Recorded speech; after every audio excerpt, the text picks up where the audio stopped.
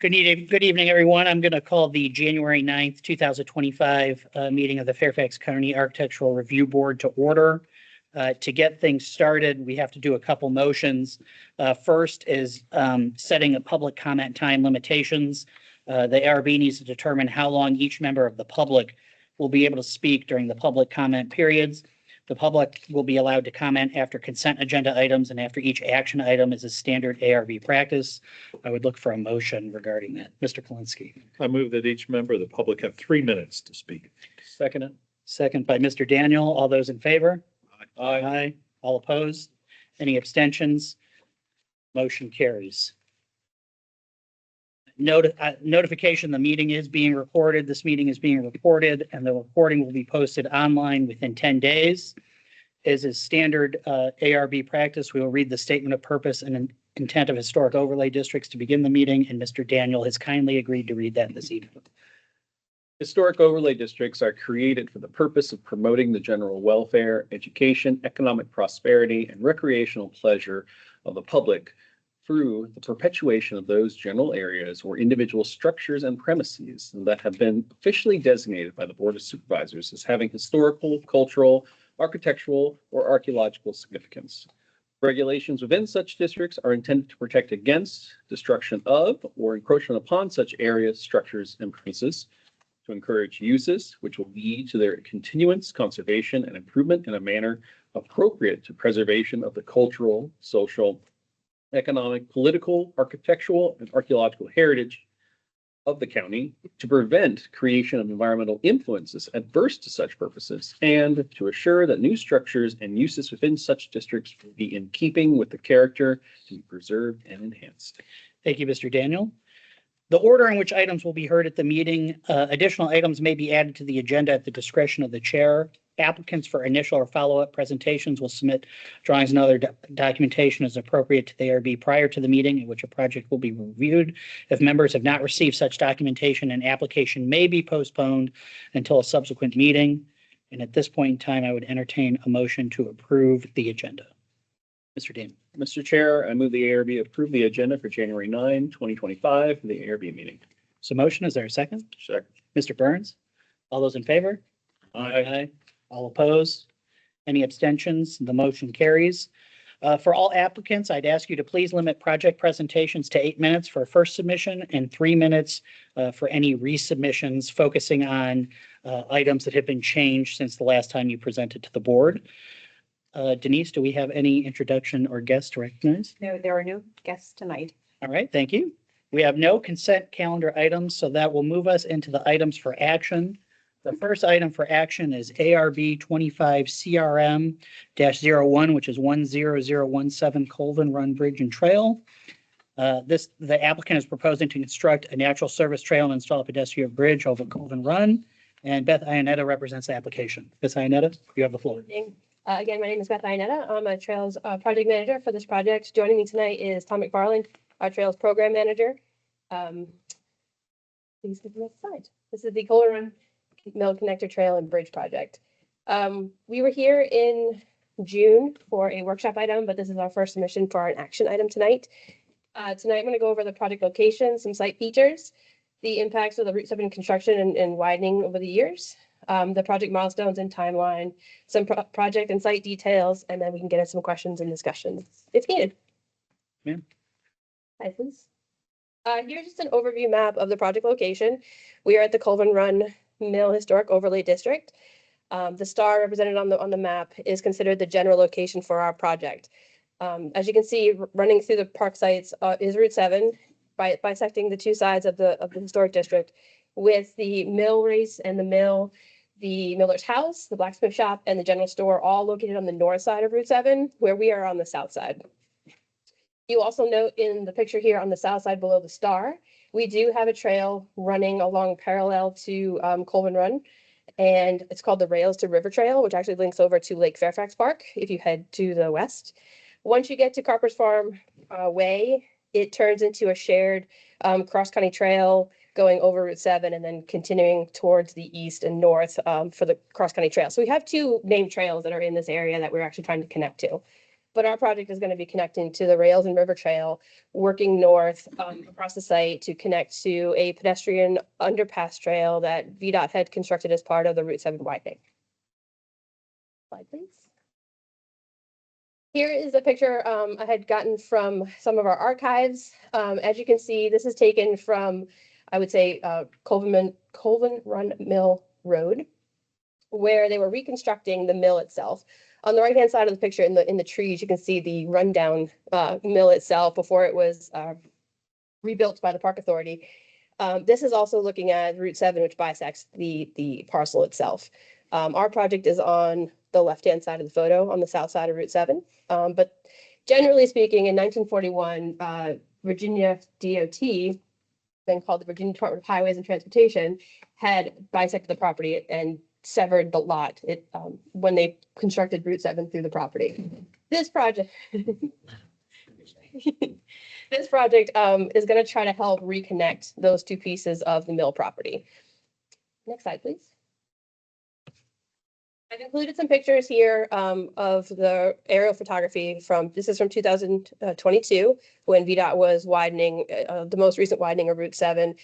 In the picture here, it's about the middle. You can see the beginning of the ped tunnel. It's kind of like a triangular shape. This is when they had to shift the road in order to reconstruct the other side of the road. In the next picture, you'll also see the finished substantial completion of the project. If you switch to the next slide. So here is the finished widening of Route 7. The mill, you can see clearly in the picture on the north side of Route 7.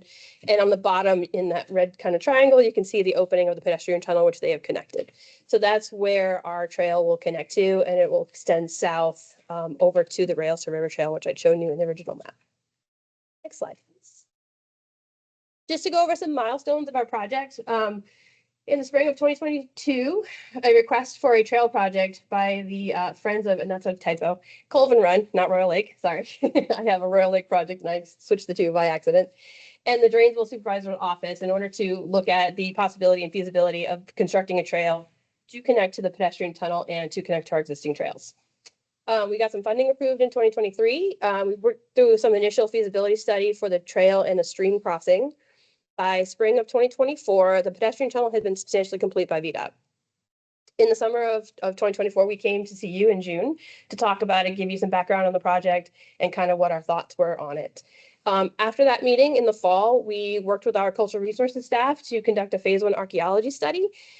We actually did a study that was larger than our limits of disturbance. We wanted to make sure we did a wide swath search out there because we were going to be close to the mill race. And we wanted to make sure that there wasn't anything out there that we were going to be impacting and have to deal with. So that brings us to tonight, which is for an action item by you, hopefully. And then following this year and into next year will be permitting and construction, hopefully pending construction funding. Next slide, please. Here is a general our concept plan. It has not changed too much since our workshop item. I will say, based on some hydrology studies that we've done, we have shifted the bridge slightly to the west by about 50 feet, 50 to less than 100 feet to the west. And I'll get into some of the reasons why. But generally speaking, the red line connects to the rails to river trail in the south. You then go over the bridge, and then you'd work your way along the west-hand side, avoiding the wetland area that we've had mapped in order to stay out of that area. You'd then follow up along the berm at the top once you pass the mill pond, and then you take a hard right and work your way over to the entrance to the ped tunnel. Next slide, please. This is some site photography that I had done. This was done in the springtime, so you can kind of see the foliage that we have going out here, but we don't anticipate much clearing out here. The path is actually very well defined. We do have a lot of trees in the way that have fallen, so those will be cut away. But it's going to be a 3 to 4 foot natural surface trail, not asphalt, that will be primarily weaving through a lot of the open spaces that we already have established out there, trying to take advantage of not having to do too much. There is one section, I will say, in picture, let me catch up to my, I think it's 7. We do go down the embankment a little bit, and then that's, yeah, picture 7. That's a picture of me looking back up the hill. That's where it comes down down the hill into the flat wetlands area that we have that brings you over to the Colvin Run itself. The next slide is pictures taking in the wintertime or fall wintertime of down closer to the bridge area. As you can see, it's very flat. And so we were really trying to make sure we weren't doing too much out there. It is very open. There is a sanitary sewer easement that runs through there, which has to be remain clear. So we're trying to take advantage of that. So we're not doing additional clearing. We're using what's already cleared out there as to the best of our advantage as we can. So we wanted to keep the trail as short as possible in length for a couple of reasons. We really wanted to avoid having to get into doing a minor site plan. So if it's under 2,500 square feet of clearing, we don't have to file for that. But then also, we don't have to do a lot of, we don't want the trail to sink in the flat area. So we don't want to have to do a lot of fill to raise the profile of the trail. So we're trying to keep that short distance. Next slide, please. As part of our project, I'm sorry, the numbers are really small. Hopefully you can see them in your submission materials. We did a hydrology study. We had been originally considering a fiberglass bridge. When we talked to you in June, we're going to try to use a steel bridge for reuse. Part of what we explained at that meeting was we had some challenges in that how it was designed and originally permitted, and that there was a maximum velocity flow of 3 feet per second in the 100-year storm that we had to not go over. So we had to find a spot. As you can see, we looked at many spots to match that or be under. We really didn't come up with anything that would work, only because the only space that we could really make that work was far to the east, which then would have extended the trail length, which would have been more trail in the flat wetlands area. And then it would have kicked us into a minor site plan. It just would have snowballed into a lot of more complications. And so we had to kind of go back to where we originally started with a fiberglass bridge. That will get us to be able to cross at a higher flow velocity of the stream, because we can design it as such. And it would also keep the trail to a shorter distance, less impact overall, which is what we were trying to go for. Here you can see some fiberglass bridge typical details. That there's the elevation in the top, the plan view from the bottom corners of the bridge. On the left-hand side, we have some cross sections that cut through the bridge. And so this is a pretty standard Park Authority fiberglass bridge design that we install throughout our park system. How many do you have? Like 102 at least? Fiberglass bridges? Yeah. 20 to 30. Yeah. Next slide, please. I did include, just for reference, some examples of bridges we have and in different conditions and different ages of our bridges. So you can kind of see the aging of them as they go. In the top two pictures, there are a newer bridge that was installed with newer asphalt, but we won't be doing asphalt. Those were taken over at Wolf Trap Stream Valley Park. Up in the upper right-hand corner is an older bridge over at Foxstone Park. And that's actually a 6-foot bridge, which is exactly the width that we would be installing out here to give you a size in terms of scale. On the bottom, we have, is that our oldest bridge in Wakefield Park?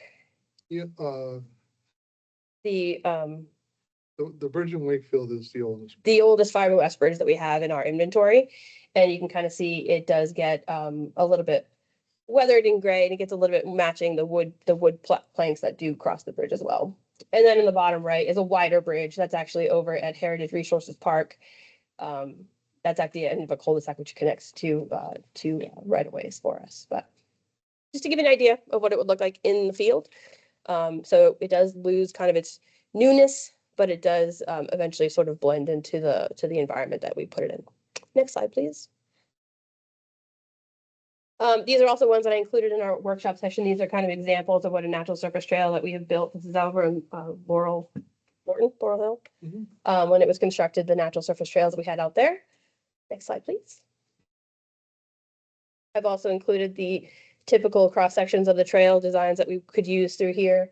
They wouldn't probably be as extensive as some of these that are shown, but these are the options that are available to us. As we mentioned in June, we'd be using a lot of the same materials that are on site as part of the design, so we wouldn't be bringing in a lot of materials, using the natural resources in order to make a more sustainable trail so it can survive the human impact on trails that we have out there. Next slide, please. And this is a view if you're standing in the end of the tunnel as you're about to embark on the trail. Our project is to the left, but you head off to the right when you head over to the mill pond and then work your way. So there is a bit of an embankment that VDOT built in order to, one, keep water from flowing into the tunnel, but also to keep the wetlands, a buffer for the wetlands that are below it over here. So we would, it's kind of the view that you get as you're about to embark on the trail project. So I think that's all I have for you. So if you have any questions, please let me know. All right, thanks, Ms. Ionita. Are there any members of the public that wish to comment on this item? Not seeing any. I'll see if any of my board members have any comments or questions. Mr. Plumpy. Yes, Mr. Zelman, Beth, thank you so much for the tour. I was out there. I walked the entire trail, proposed trail locations until we got to the water, of course, no bridge. That was in, or something like Yes, I think August, yes. for your surgery, I think. Yeah, yes, exactly. My wrist surgery. Yes, thank you so much, for reminding me. Anyway, I just about. the good point is there's no snakes. That was a good Okay. There are, if you go past the pump, question. it is very snake breeding environment on the rocks with the sun. No, we did not touch that for sure. Didn't see them, but we're good. One of the things, I think all their suggestions here, I totally agree with and everything, and walked the trail with Beth and her associate there, and it worked out well. I suggested them, there's a photograph you have of the entrance to the culvert is a bright, brilliant red because the VDOT painted that, so it will match the brick or the brick or something on the mill. what Yeah. It is, and it's obnoxious. I said to them, gosh, it's a shame, could you have a painter come in and just do, not a faux stone, but just somehow tone it down? I don't know. That was my suggestion. Then this tunnel is pretty interesting. You go through it, it's about as wide as a 5-lane highway, lengthwise, because that's what's underneath Route 7. And it's a blank canvas for a historic mural or something like that. As you go through the trail itself, explain what this mill is or what the ecological system you're about ready to go into. I would suggest that the park authority maybe find some funds or something like that to do that. Maybe not the entire tunnel, but right now it's a stark white graffiti mecca, could be a graffiti mecca, but it still might be after a mural, but I think it's an opportunity that would be kind of interesting to exploit the history of the site and the ecological system. And the bridge, my concern is what the look of the bridge was. The new is kind of stark, kind of that pale green, white, whatever color it is. It does weather. And if that's a standard thing, because I'd be great if it was a darker color to blend in, but I don't think it's a standard color, but. Correct. Yeah. So it is what it is, what you're saying. Is it a factory, like a baked on factory finish with a matte? Like what's the finish of the fiberglass? No, it's extruded fiberglass. It's all one piece. There's no coating or paint or. When it's I think it has a matte type look. It's Oh. that, yeah. Yeah, it's a matte finish. So it's probably like the fiberglass ladder, if you've seen them in Yeah, Home Depot, something like that. and then it will get muted. Yeah, over time and dirt and so forth, because you guys don't clean these things, I assume, and I think after leaves and debris and everything goes on, I think it's gotta be, fit in. Yeah. Depends on the environment, depends on how wet it is and how much leaf debris and that kind of stuff falls on it, but this is in a pretty shaded area, so, And sun exposure. and sun exposure. Does the people, do the personnel at the Parks Department have someone who could look into doing some historical timeline, maybe work with the Workhouse Foundation, the Workhouse artists to do something? Oh, like a mural, some sort of. Yeah, mural or something like that. You guys Yeah. all kind of connected. Yeah, I mean, Just think about it. it would be something that we could even ask the Park Foundation or something, it's something. I'm sure we can be creative enough. We Yeah. do have some creativity minds in our midst I that. mean, even if it's a simple timeline that talks about the history of the site, and then at the end, so this is what you're going into, just a thought. Yes, I agree. And it is lit up at night. It's not a dangerous place, right? Correct. You can see some of the box lights up top, and it's pretty bright, when you're under there at night, so. Did you find anything during your archaeological study? We did not. Oh, thank you for reminding me. I included a letter from our Cultural Resources Department. I know Liz had talked to Rachel, I think yesterday. We submitted the executive summary, which had no findings. We did a wider swath. Our limits of disturbance are really narrow here in our concept plan, but we gave Amy and her staff a wide berth to make sure. And so they didn't find anything of significance, and they agreed with the executive findings that they found that no more further work was required after the phase one. Just to confirm, they're preparing a final technical report. They only had time to get a management summary in time for us, but they are doing a final technical report. So there'll be a thorough documentation of it. Thank you for ensuring that the study was able to be conducted, and I guess giving yourself a little latitude in case you need to move anything during project design. So Yeah, like I said, we wanted to make sure in case the decision was, okay, we'll do the longer trail segment, we'll move it further east. We'll take that impact and kind of work our way through that. When you kind of weighed it all out, it just didn't make a whole lot of sense from an impact standpoint. But we did include it, so that way it was complete and we wouldn't have to go back again. So we wanted to make sure we did a wide swath. And Tom and I have been looking in terms of the project history out here. And they did reconstruct the mill race and get the mill back open in, the late 60s, early 70s. And then from what I could tell, in the pictures that we had showed you in June, they really concreted the bottom of the mill race on the north side, but I think they left it really more natural on the south side. And at some point in, I would say the 80s or 90s, there wasn't enough water getting to the mill. And so they ended up enclosing the mill race, putting a pipe in it, and then pumping it underground. So they just kind of buried it and then animals were getting in, draining the water off, and it was getting really hard to manage from what we could tell. The other thing is a really bad storm came through. I forget which year, 2000. Well, 6 was. In the 2000s, and it rerouted the stream itself. It blew out the pump. They had to redo the whole design of it. Yeah. We haven't been able to find the plans for those, but we do know that it was done. And so the mill race on the south side has kind of been not as carefully done as the north side, I will say. So, it was Billy Bob in a backhoe, according to Amy. They just kind of cleaned up, threw the stuff in the hole and walked away. So some definitely things that have happened at the site have changed the things out there. So trying to stay away from all. Other members with questions or comments? I would entertain a motion if anyone would like to make one. Mr. Kalinsky.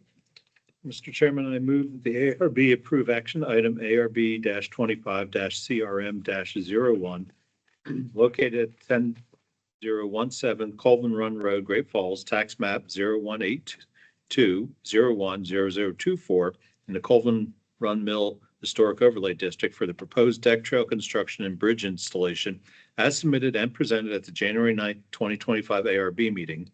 Upon review of the materials, the proposal is found to meet the requirements of zoning ordinance 3101-historic overlay districts. Thank you. Is there a second? Second it. Second by Mr. Daniel. All those in favor? Aye. All those opposed? Any abstentions? Motion carries. Ms. Iannetta. Thank you very much. Thank you. Have a good evening.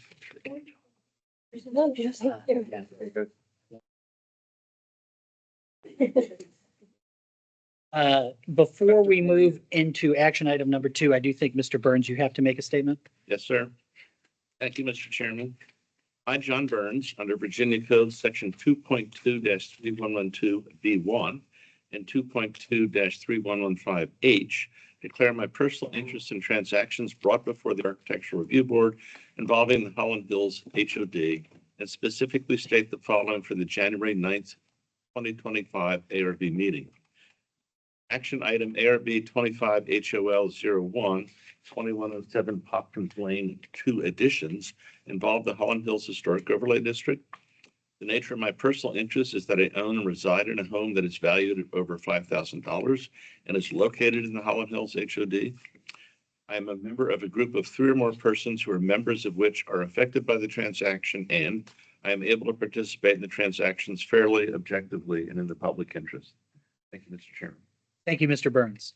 With that, we'll move on to action item number 2, which is ARB 25-HOL-01 2107 Popkins Lane additions located at 2107 Popkins Lane in Alexandria. The applicant is proposing to construct 2 additions, and Ms. Christine Kelly represents the application. Ms. Kelly, you have the floor. Yes, thank you. Good evening, everyone. I'm here to present the Nguyen Jones residence for Jen Nguyen and Tyler Jones, who are here with us this evening. We've been through 2 workshops and have taken in the board feedback as well as discussions with an arborist to present the final design. And I'd like the next slide, please. Originally, during our first 2 workshops, we were proposing one large addition all along the front elevation, and the board was concerned about covering up historic fabric. So we've taken the scope of the additions and broken it up into leaving the bedroom addition on the front and then moving the family room addition to the rear. Next slide, please.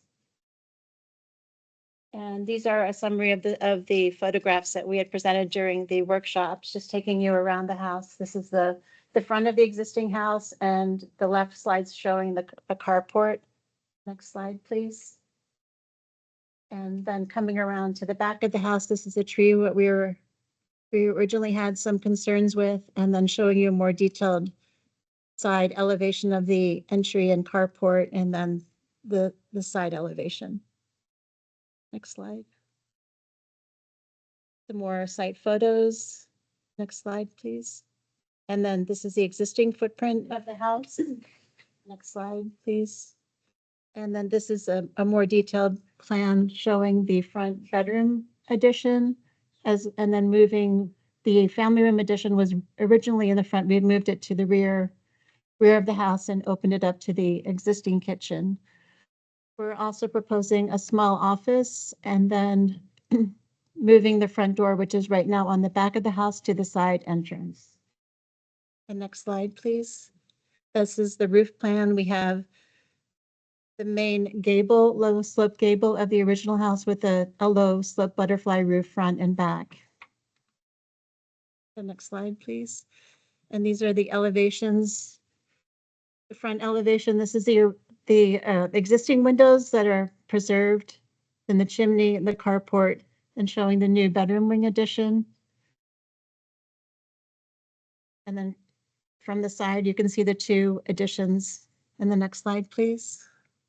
And then on the back, the family room addition with the butterfly roof. And this is the small office addition on the back as well. The section showing the original low slope gable roof existing house with the butterfly addition on the back and the rear. And then the next slides take us through the lighting plans and structural plans. And then I'd like to go one more. I have a few 3D modeling elements to show you how it all fits together with the existing house. This is the rear family room addition and another view of the family room addition and office and the existing house, as well as the flat roof carport. And then this slide up here is the front addition, butterfly roof. We'll be matching the existing materials of the vertical tongue and groove cedar siding, and would like to welcome any questions that you have. Thank you. Thank you, Ms. Kelly. Are there any members of the public that wish to comment on this one? No, all right. Any of my fellow board members with questions or comments? Actually, can I Yes, Ms. circle Gill. back to one element? We originally wanted to do the addition off the front because we had concerns about building near the tree in the rear yard. And we've since had multiple discussions with arborists, and they've given approval to build within 15 to 20 feet of the roots. And that once the roots were exposed during the foundation, digging of the foundation, we could properly prune them so that the tree stayed healthy. So we've kind of crossed that hurdle of dealing with the large tree in the backyard. Questions or comments? Mr. Kalinsky. If I could ask with regards to the tree, Ms. Kelly, that 15 to 20 feet, is that from the edge of the root zone or is that from the trunk? From the out? trunk. From the trunk out, Mm. okay. All right, and your, We're Current- about 18 feet right now. okay, and your existing house is about It's, 5 or 6 feet off of the edge, the Yes. corner in the trunk. Okay, and I think on sheet A2, I can see the canopy of the tree above. Yes. On the roof. Yes, Okay, the big, it's kind of hard to discern it from here, but right. It covers quite a bit of the existing house already. so both additions will have impact, but the arborist is advised that you can make it work Yes. within that. Okay. I like, and from a perspective there, the last workshop that I saw was just the addition on the left-hand side. And I like this resolution much better than that addition towards the front, because you are retaining at least that one bank of windows in the Mhm. living area going backwards. I have, overall, I think the form works, but there are a few detailed things that are, say, that I think need a little bit better resolution. If you can go to a picture on the front of the house, let me see if I could grab a page. Or something that shows the carport and the front entry. You have a, Drawings which are further back. Yeah. One more. Did you, oh, that showed this, did you want to see the side, Steve? is there a photograph that we could look at Oh, okay. of the existing condition? Here's, Right there in the center there. That's, so above that yellow bench, there is some detail work in the siding up there. Is that something that's going to be preserved? it will- Or, I mean, you're, I am proposing we extend the flat roof here to cover the new door, but it's not covering that detail in. okay, it's just the way it's represented on the 2D line drawing, that I didn't see that detail represented at all, and it appeared as though it was going to be new, and maybe that's just an, I didn't, I needed to, I need to show that detail. It's, okay, so maybe that's just a drawing issue. It appears new, but well, my concern comes back to that and the chimney element. Yeah. I think extending that carport and filling in the kind of elbow or the crook of the carport to house thing, where I know the practical use. right. So that venting, what would be retained right there in the end gable. And then this is where I'd be infilling to cover where the front door is being moved. Well, my concern is you're taking away the kind of the layering of materials, forms, hierarchy of the entry there. I think that maintaining that brick element is pretty critical to a Holland Hills house. I know you've moved the door entry. It just seems that it's become a little bit more muddled there in the center as to where the entry is and how it is. That the carport entry now has a lower roof. It's not directly attached to that portion of the house. You have that detail above. Some sort of recreation of that in your new design, I think would be helpful. It just seems to be missing the mark on that.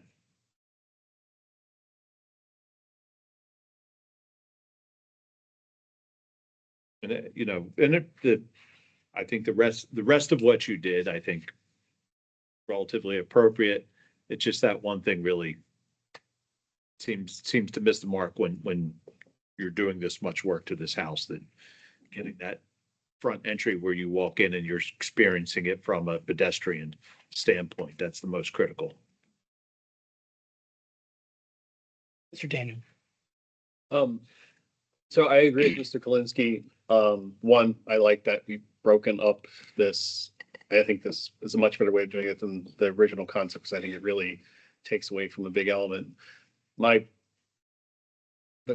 the carport and connection point was something that I don't think I translated very well from looking at the drawings, and I think he articulated very well. The thing that I was trying to wrangle with, and I think I'll also defer to some of our architects if they have insight on this, is first off, there's so much now wood siding that while the brick is something that's also, I think, critical to one of these houses, and I'm trying to grasp how much of that brick facade is still being maintained here so that you have the quintessential Holland Hills house and not just something that's mostly siding with a brick chimney. And I was trying to parse that when looking through the plans. Because we're going to lose a lot of it on the main elevation with the addition, because that's now all going to be wood on all three new sides. Right, and on the back, if we go back one more slide, show the back elevation, the existing, one more, the next slide, please. This existing brick is being retained, or is the rest of the house here is wood siding, so. Every other addition, all the walls for the additions are all going to be the wood siding. There's not any that'll be brick. Correct. In any.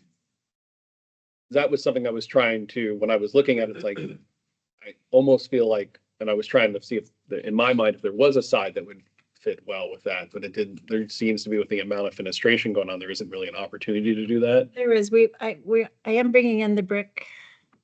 The brick foundation will be carried through the additions as it is here, but there is a lot of, as you see, fenestrations and. Yeah, and of course you want, it's got nice lots, nice place. You want to let a lot of light in there. Mhm. The only other thing, and I think it's because of the siding of it, I don't think I have as big of an issue with it. The others might, is the wings, very big when it comes to their height compared to the original house. At least it seems that way, but I think because of where it's located, it might not necessarily appear that way. So that's just my read on it, but I'm also not, I don't regular Holland Hills. So, but based on what I was reading, it doesn't seem like it's going to be as big of an issue.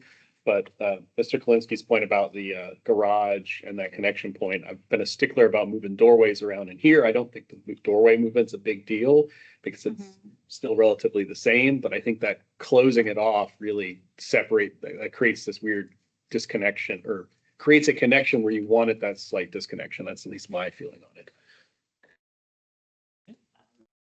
Can I go back to the floor plan, please? I wouldn't say it's closed off. It's right now it's here, it's right here, and then coming around to this side. So it's a little bit more visible as you come up the driveway, and then the roof line that Steve was referring to was just covering that front door. But I understand your ideas on that. Any other comments, questions? Mr. Burns? Yeah, thank you, Mr. Chairman. I still have a lot of problems with this addition, particularly in this plan, the left side. It, I think, overwhelms the house across the side yard setback. And your drawings seem to indicate that you're going to carry the grade at the current corner of the house out at least 30 feet, which means you're going to have a retaining wall to support all of that soil, so it doesn't fall into your neighbor's house. So, and in particular, I'm referring to your drawing 1 on sheet A4. You correctly show that the height of the foundation at the corner of the house, no, the drawing 1. I'm sorry. Right. Okay. That the height of the foundation at the end of the existing house is 10 brick courses, about 34 inches or so. This does. You're going to carry it straight across. Well, I'm sorry, I'm not showing that correctly, John. The grade naturally carries down here towards the street, and I should show that correctly. It's. Well, I took your end photograph and I in Photoshop and I perspective corrected it so it's rectilinear and stuff. And it ends up that the end height there of the foundation below the floor level to grade, as that slopes down, assuming it doesn't get steeper, which I think it actually does, that it's going to be at least 4.5 feet above grade. And then you've got the 11-foot height that you've dimensioned there, and then you've got the roof sticking out above that. I mean, that's going to be a huge presence off to the side of the house. Mr. Daniels said he wasn't sure about how that's all going to work.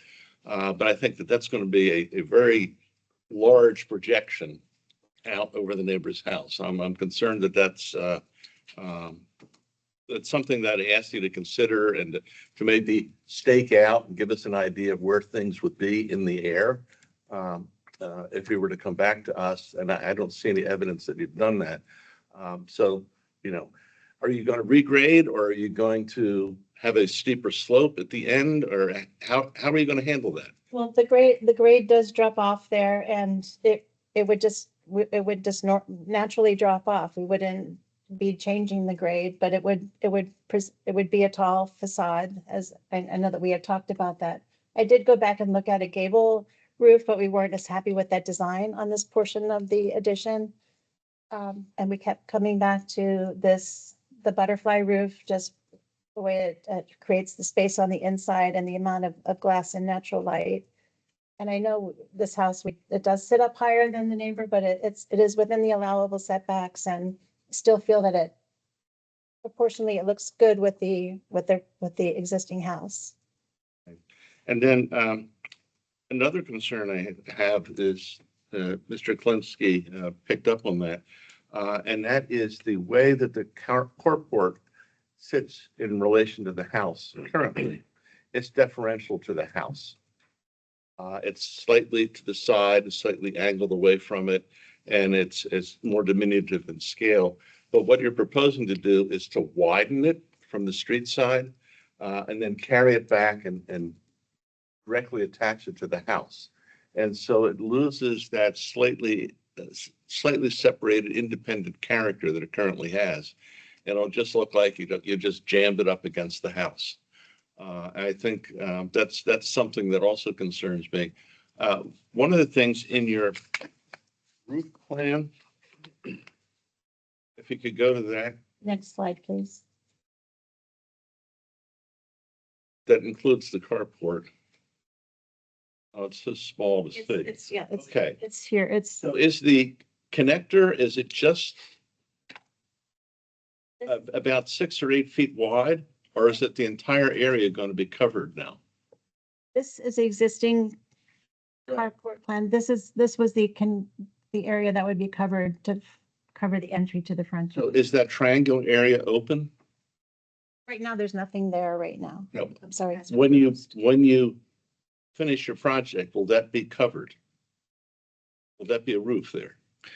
This is roof right here right now. I'm sorry. I think Mr. Burns means the triangular area. Will that be covered after the construction? I'm sorry, the triangular area. Like the path to the door. Parallelogram. Yes, this is covered. This will be covered. The area just to the right of it? Right there, yeah. Will that be covered, or will that be? This is existing roof. Okay, that's right. Okay. Okay. This is existing.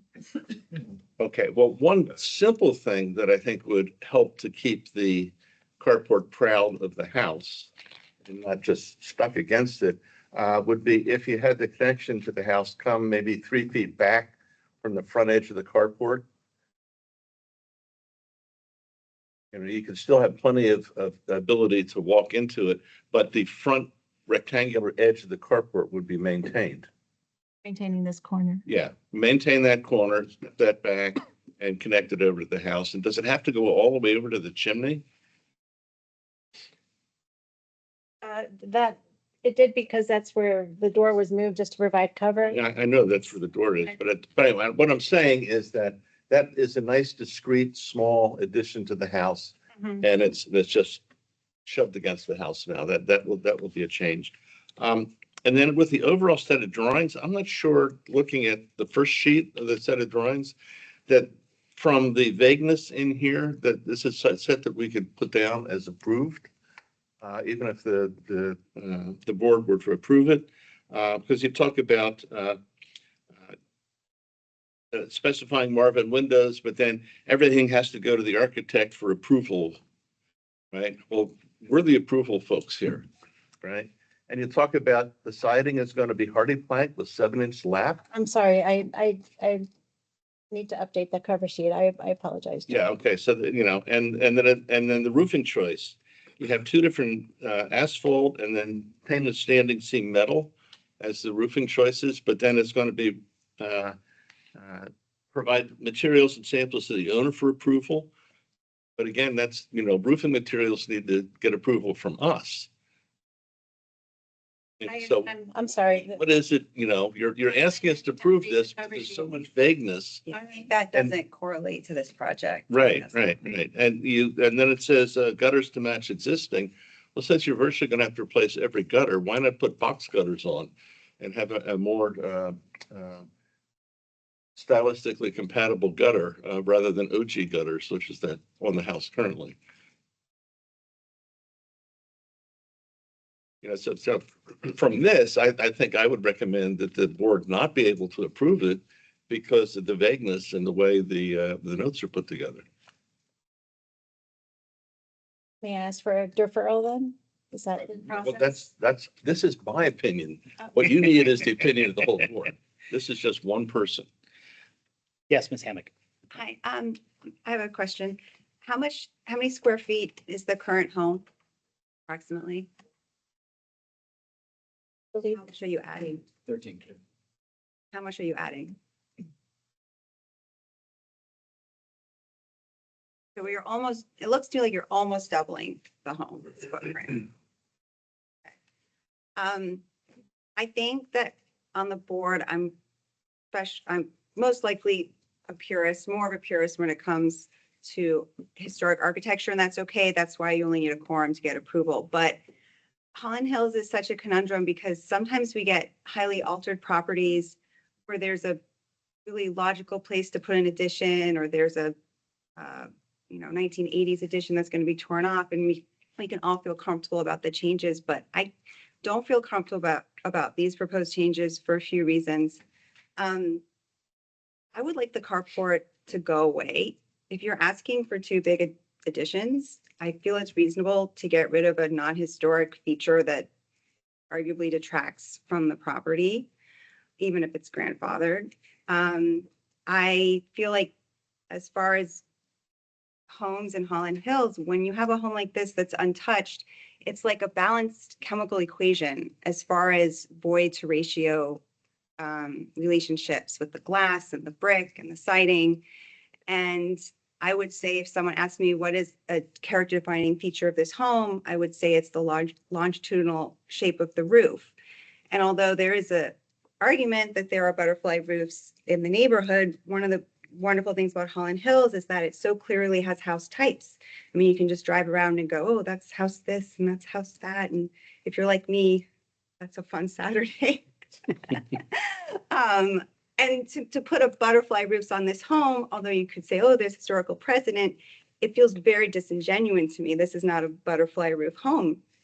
I would like to see a different roof shape and considering having more brick to siding to keep a similar ratio visually of the brick, glass, and siding.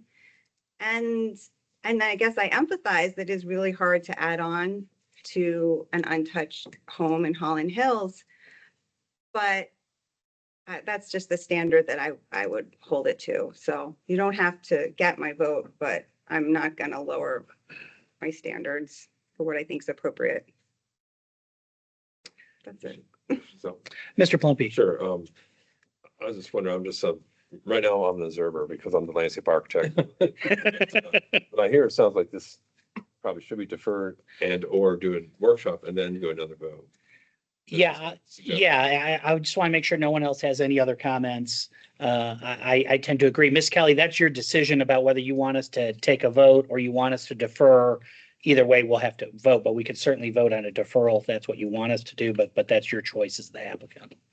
Mr. Daniel. So looking at, and I just want to go back because Gabriella talked about the ability to incorporate more brick into things. And again, my thought on the butterfly, I think it could work with this. I agree that there's been so many changes to houses here. That facade on the north elevation of that butterfly is the one I was thinking of.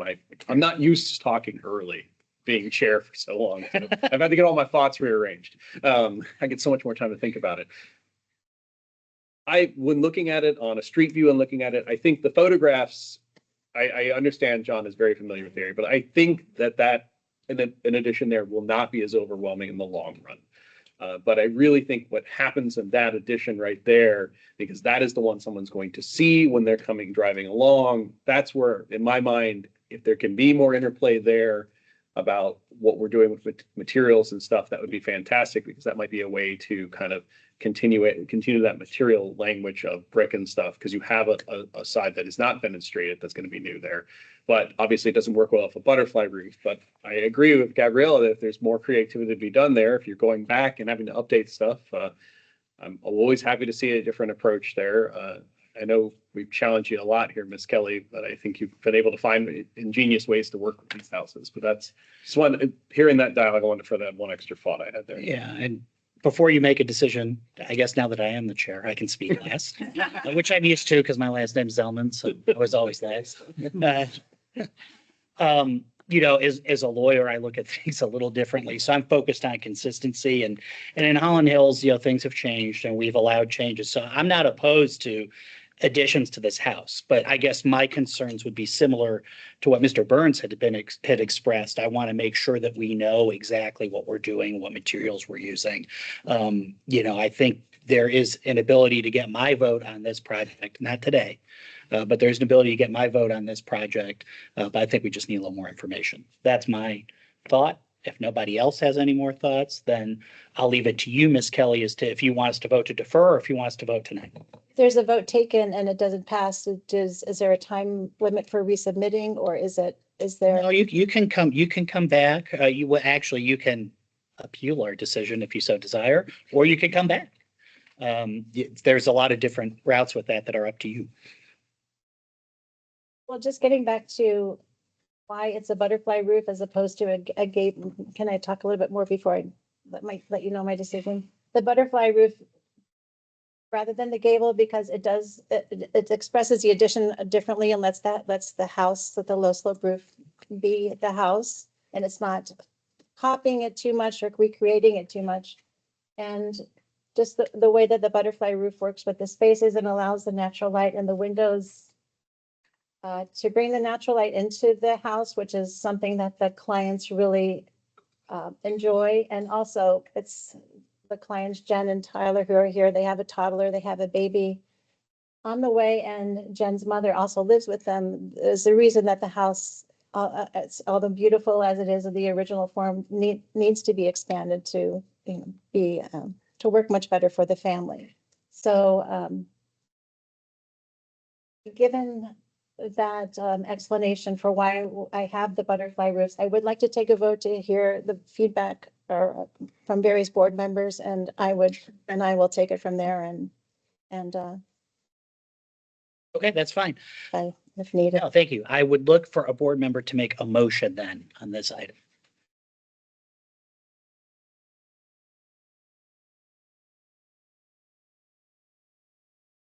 All at once.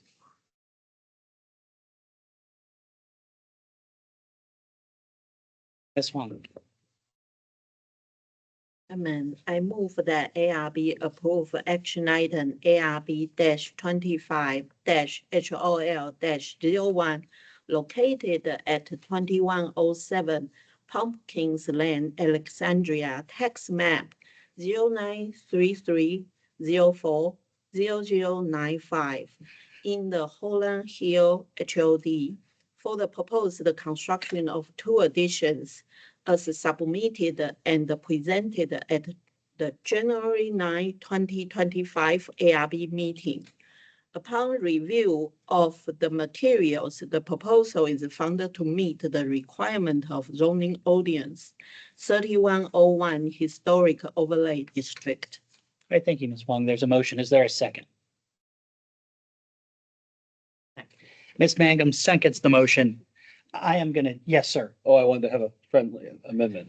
Okay, there's a friendly amendment. Go ahead, Mr. Daniel. I'd like to ask that it be amended to state that subject to the following modifications, that the cover sheets as well as other pages be updated to reflect the discussion during this meeting, including material information and Windows specs and other items that were missing from the drawing set. Ms. Huang, do you accept that modification to your amendment? And Ms. Mangum as the Yes. seconder? I will Yes. second. All right. All right, we have a motion, a second with modifications. What I'm going to do is take a recorded vote person by person and go through that. So I'll start on this side. Mr. Plumpy. Thank you. All I will say, I would approve it. right, Mr. Plumpy, aye. Mr. Burns. Nay. Ms. Hammack. No. Mr. Daniel. Nay. The chair votes nay. Mr. Kalinsky. Nay. Ms. Mangum. Nay. Ms. Huang. Aye. And Ms. Murray. Nay, I just am not comfy with it. I'm not a design professional, but it just bothered, the modifier loops just bother me. In this. Okay, thank you. The vote was 2 in favor and 7 against, so it is disapproved at this point in time, Ms. Kelly, but I think we've given you a lot of feedback tonight. Again, you have a couple options and you can certainly review that with staff, whether that means coming back to us, which we're happy to have that happen.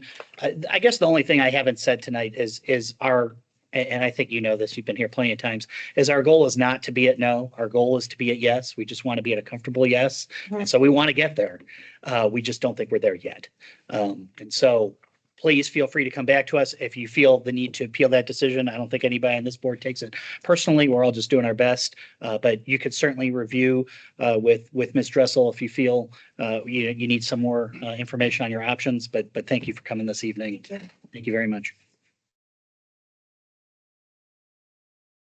All right, that brings us to our third item for action, which is ARB 25 LKA-02, which is 1604 Washington Plaza North alterations located in the Lake Ann Village Center Historic Overlay District. The applicant is proposing to replace the front door and windows as they were damaged in a fire. Josh Bland represents the application. Mr. Bland? I'm actually Brian Bro. Just couldn't make it. That's okay. Can you say your last name for me? It's Crow. Crow. All right, thank you. I just didn't hear it. Mr. Crow, first of all, sorry about the situation that you all are in, but please go ahead with your presentation. So we're proposing replacing the damaged front doors. First, exactly like this one. And if you go to the next slide, you can see the door to the left, this other door as well. You keep on moving on to the next one. This shows the dimensions of the door. The next. It's kind of hard to see the color, but it's dark bronze is the color of the door currently, and that's we're matching the color of the door. Go to the next slide. This door comes in white, it would need to be painted to the same color. That's my presentation. All right. The ones. No, thank you. We appreciate that. Is there any member of the public that wishes to comment on this one? Not seeing any. I look to my fellow board members for any questions or comments. Mr. Daniel. So I didn't get a chance to go out and visit this one. Is the sliding window, was that metal, aluminum? Aluminum. Okay, so they weren't the wood ones at that. No. Okay, I'm a big stickler about those if they can be salvaged. My big question was about the door, because you said replace existing, but obviously the door that's there does not have these handles and things that are shown in the drawing. So are they getting a different type of handle? Is that like?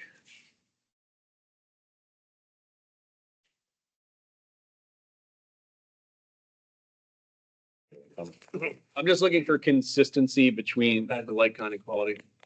Going back to the same colors. Yeah, the color, and I appreciate that. I wish you said it was gonna have to be painted. It couldn't be, you couldn't get the door in the color. The door to the left comes in white. It has to. Okay. It's currently painted. Okay. Yeah, sometimes that doesn't adhere well. I wasn't sure if you could get it in a color already, so you don't have to worry about painting as well. So that was the, We can, but then we wouldn't have the option to do a direct match. okay. It comes in a brown. Okay, there's a brown you can paint it in that automatically matches it. Correct. We would take a sample off of that door and do a paint swatch on it. With a beautiful Oxford brown that almost everything has. Is that a Benjamin Moore color? Well, I mean, it was, yes, it's totally, now you can get it, Benjamin Moore, but I guess I'm talking about the hardware, the handle and mechanism and everything. So that's just going to be a same lock, or do you have to meet any accessibility requirements or something and change because the drawing on, Shows a push. it shows a push or a push bar and like a rounded handle on it right there. And look, the picture is obviously, it doesn't look like it's that there. So those are two different options. The top one is the one that we're looking at. So the top one is the direct replacement. Yeah. Okay, all right. That, so there, It's a slider. In the neighborhood, both options exist. And the swing door was presented as an option. gotcha. Okay. There's the direct replacement. The slider. There you go. Okay, then I'm that clarification is all I needed. Denise, is there any, since we are presented with two options in the material, if we go to vote on this, do we have to specify? It would be good for us to specify. Yes. I just wanted to clear that up before we And I want to make, my preference is the sliding one too. understood. All right. Mr. Daniel, were you good? I am good. Okay, any other questions or comments from board members? Anybody want to make a motion? Ms. Hannon. Okay. Mr. Chairman, I move that ARB approve with modifications, action item ARB-25-LKA-02, located at 1604 Washington Plaza North, tax map 017206E0001 in the Lake Ann Village Center, HOD, for the proposed alterations as submitted and presented at the January 9th, 2025 ARB meeting, with the following modification: that the approved door be the sliding door shown in the drawings. Okay, it's not labeled, so it's on, the drawing number is DE1, excuse me for leaning, and it's the top, Sliding door. the sliding door option that is shown is what the board is voting to approve today. Upon review of the materials, the proposal is found to meet the requirements of zoning ordinance 3101 historic overlay districts. Okay, there's a motion. Is there a second? Mr. Burns. All those in favor? Aye. Aye. All opposed? Oh, no. Any abstentions? Okay, the motion carries. Trigger. Mr. Pro, thank you very much. You have a good evening. Too. All right.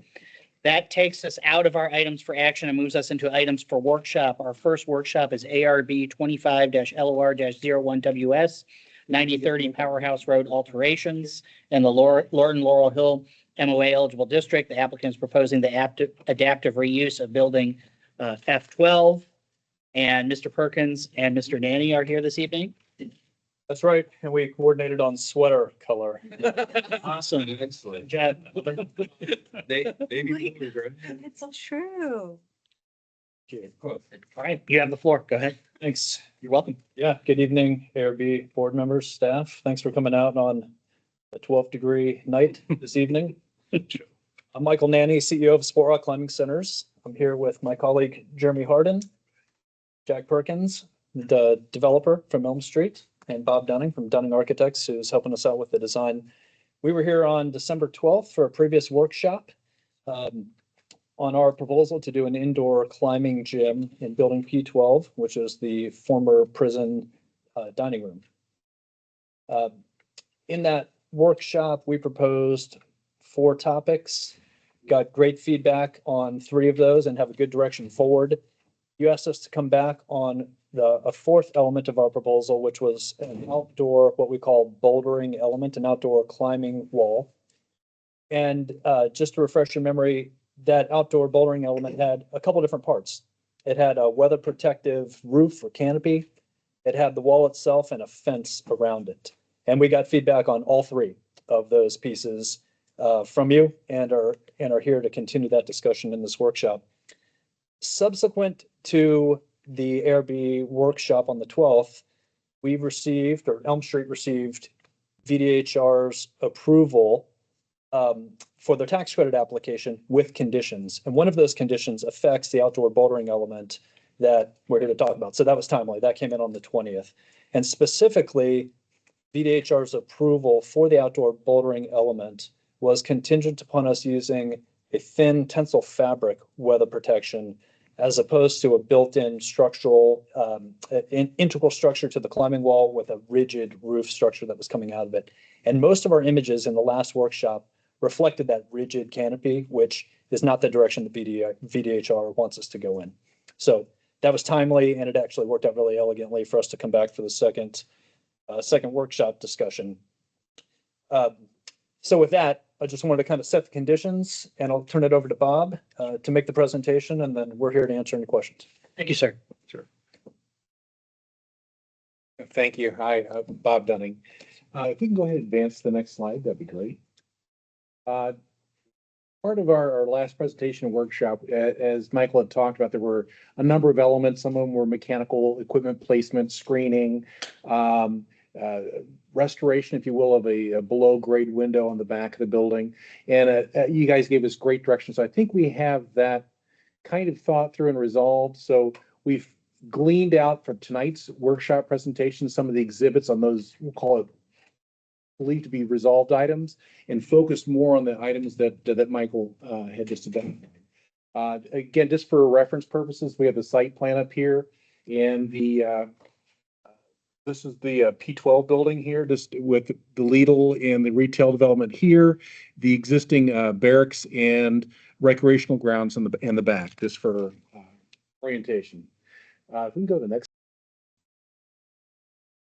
This is part of the redevelopment. This is kind of an in-construction photograph. You saw this before. We did keep this from the last one, again, just for reference purposes. So you can see, again, the original P12 and the barracks buildings, and this is where the future retail occurs. If you can go to the next slide. Right. This flipped us around about 180 degrees.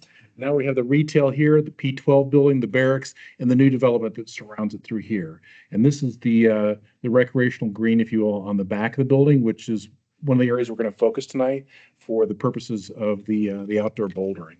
We can go to the next slide. These are just representative images for the existing conditions. And both of these are at the rear of the building facing the recreational green. And we just have these in there for reference so we can bounce back and forth as we discuss. If we can go to this. Alrighty. In our last discussion, there were some things that were suggested. We took them to heart and incorporated them into the design. So I'll just kind of walk through. In addition to the boulder itself, it was its placement. It was the fence going around it. There was the cover that we just talked about, the tensile cover. And one of the, a fourth element, if you will, if I counted it correctly, was the sidewalk, because the outdoor boulder interrupted the cross sidewalk that came through that area. And I'll just kind of reach across. There's an existing sidewalk that comes through here. As soon as we placed the boulder out here, that interrupted that. We had to place a fence around the bouldering for security, for liability, and some other things, so we can't have the public climbing on it when it's not supervised. So in the last discussion that we had was, how do we resolve that? So that's part of our discussion for tonight.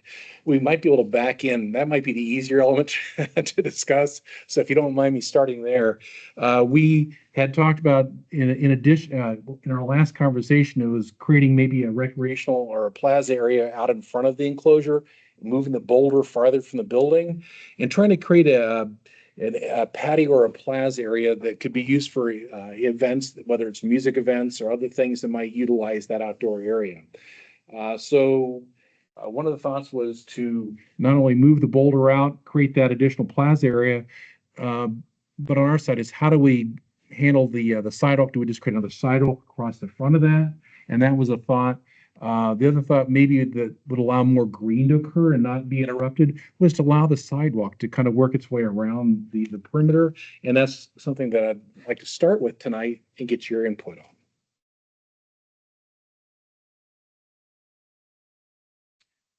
on. Do any members of the board have questions or comments about the presentation up to this point? Have we determined that the paving is not original? The sidewalk has been created? Right, Joe? No, that's correct. Okay. No, And do we know how the decision to pick this paving material, was there precedent on site? I think it's the site plan approval that L Street showed that had the sidewalk in the concrete slab there. That's Okay. it. So, Yeah, there were Okay. some So the- initial prep efforts done for this site for Okay. potential uses. So that's good. That gives us some wiggle room Yeah, yeah. as to, I like the idea of it going around the feature.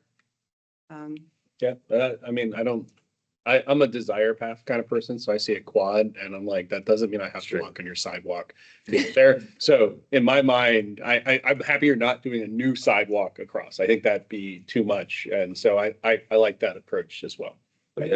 From a standpoint of management of the property, does anybody use that sidewalk right now? That you see, I mean. Currently, but those buildings are not occupied at the moment. So the Bryn Mawr buildings, the buildings further to the south, they're occupied, but they really only access from the parking lot. Okay. So at the moment, no one's really using. So it's really just to hang out if they wanted to, but it's probably never really going to be used, the sidewalk, that's what it sounds like.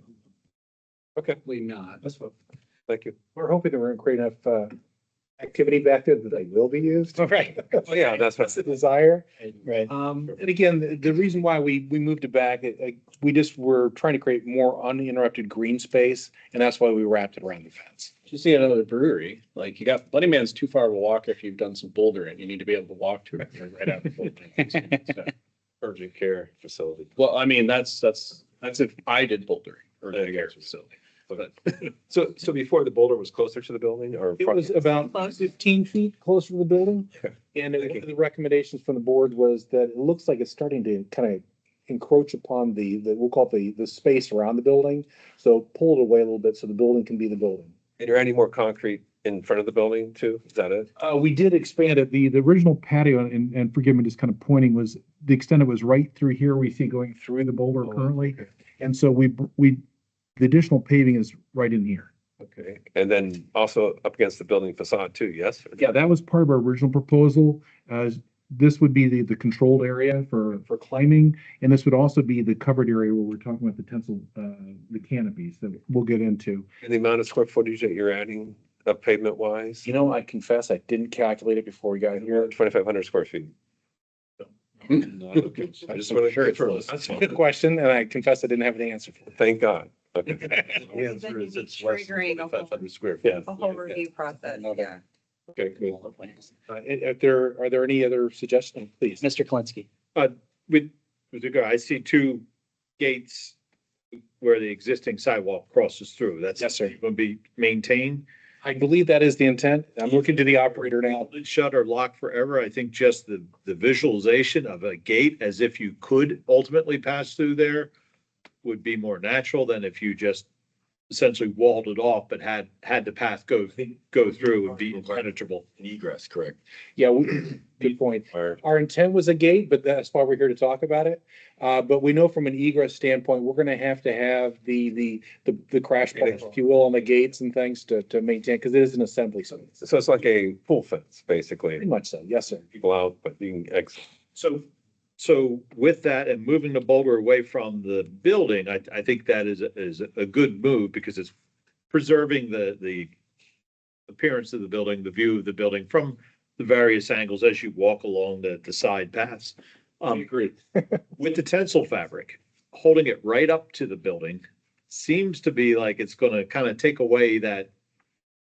We're gonna jump to the, Okay. I didn't mean to cut you off, but we're not disagreeing with you, but we have some images and things we can go through to talk about that. I'll wait. No, but I don't want to cut you off. It's fine. That's fine. I realize I'm jumping ahead. I don't want to jump ahead too, but did BDHR comment about the fence? I don't think there was really anything, there was originally I think we had originally submitted the same black Yeah. fence that's standard in the development now, and I don't think there was any comment on it. Then also on your proposed drawing, you say, new concrete slab for tables and seating. Do you know what that furniture looks like? It hasn't been- I- Good enough. That was just taking a I comment. see that too, if you don't mind. Yeah, and this is, if you don't mind me asking, I didn't know if that would be something the landlord will want to control as far as it's out there for the public, or is that really something that Sport Rock would be putting out and maintaining? And I apologize to ask that question in front of you, but Well, good question. inside the fencing area, so I assume the landlord. Inside the fenced area is definitely Sport Rock. Outside, And you're gonna see what that looks like. Yeah. And when we come back for action, are you saying include that in our? Please do, I think so. Yeah. do that. Sounds good. Okay, thank you. We can go to next slide. Hold on.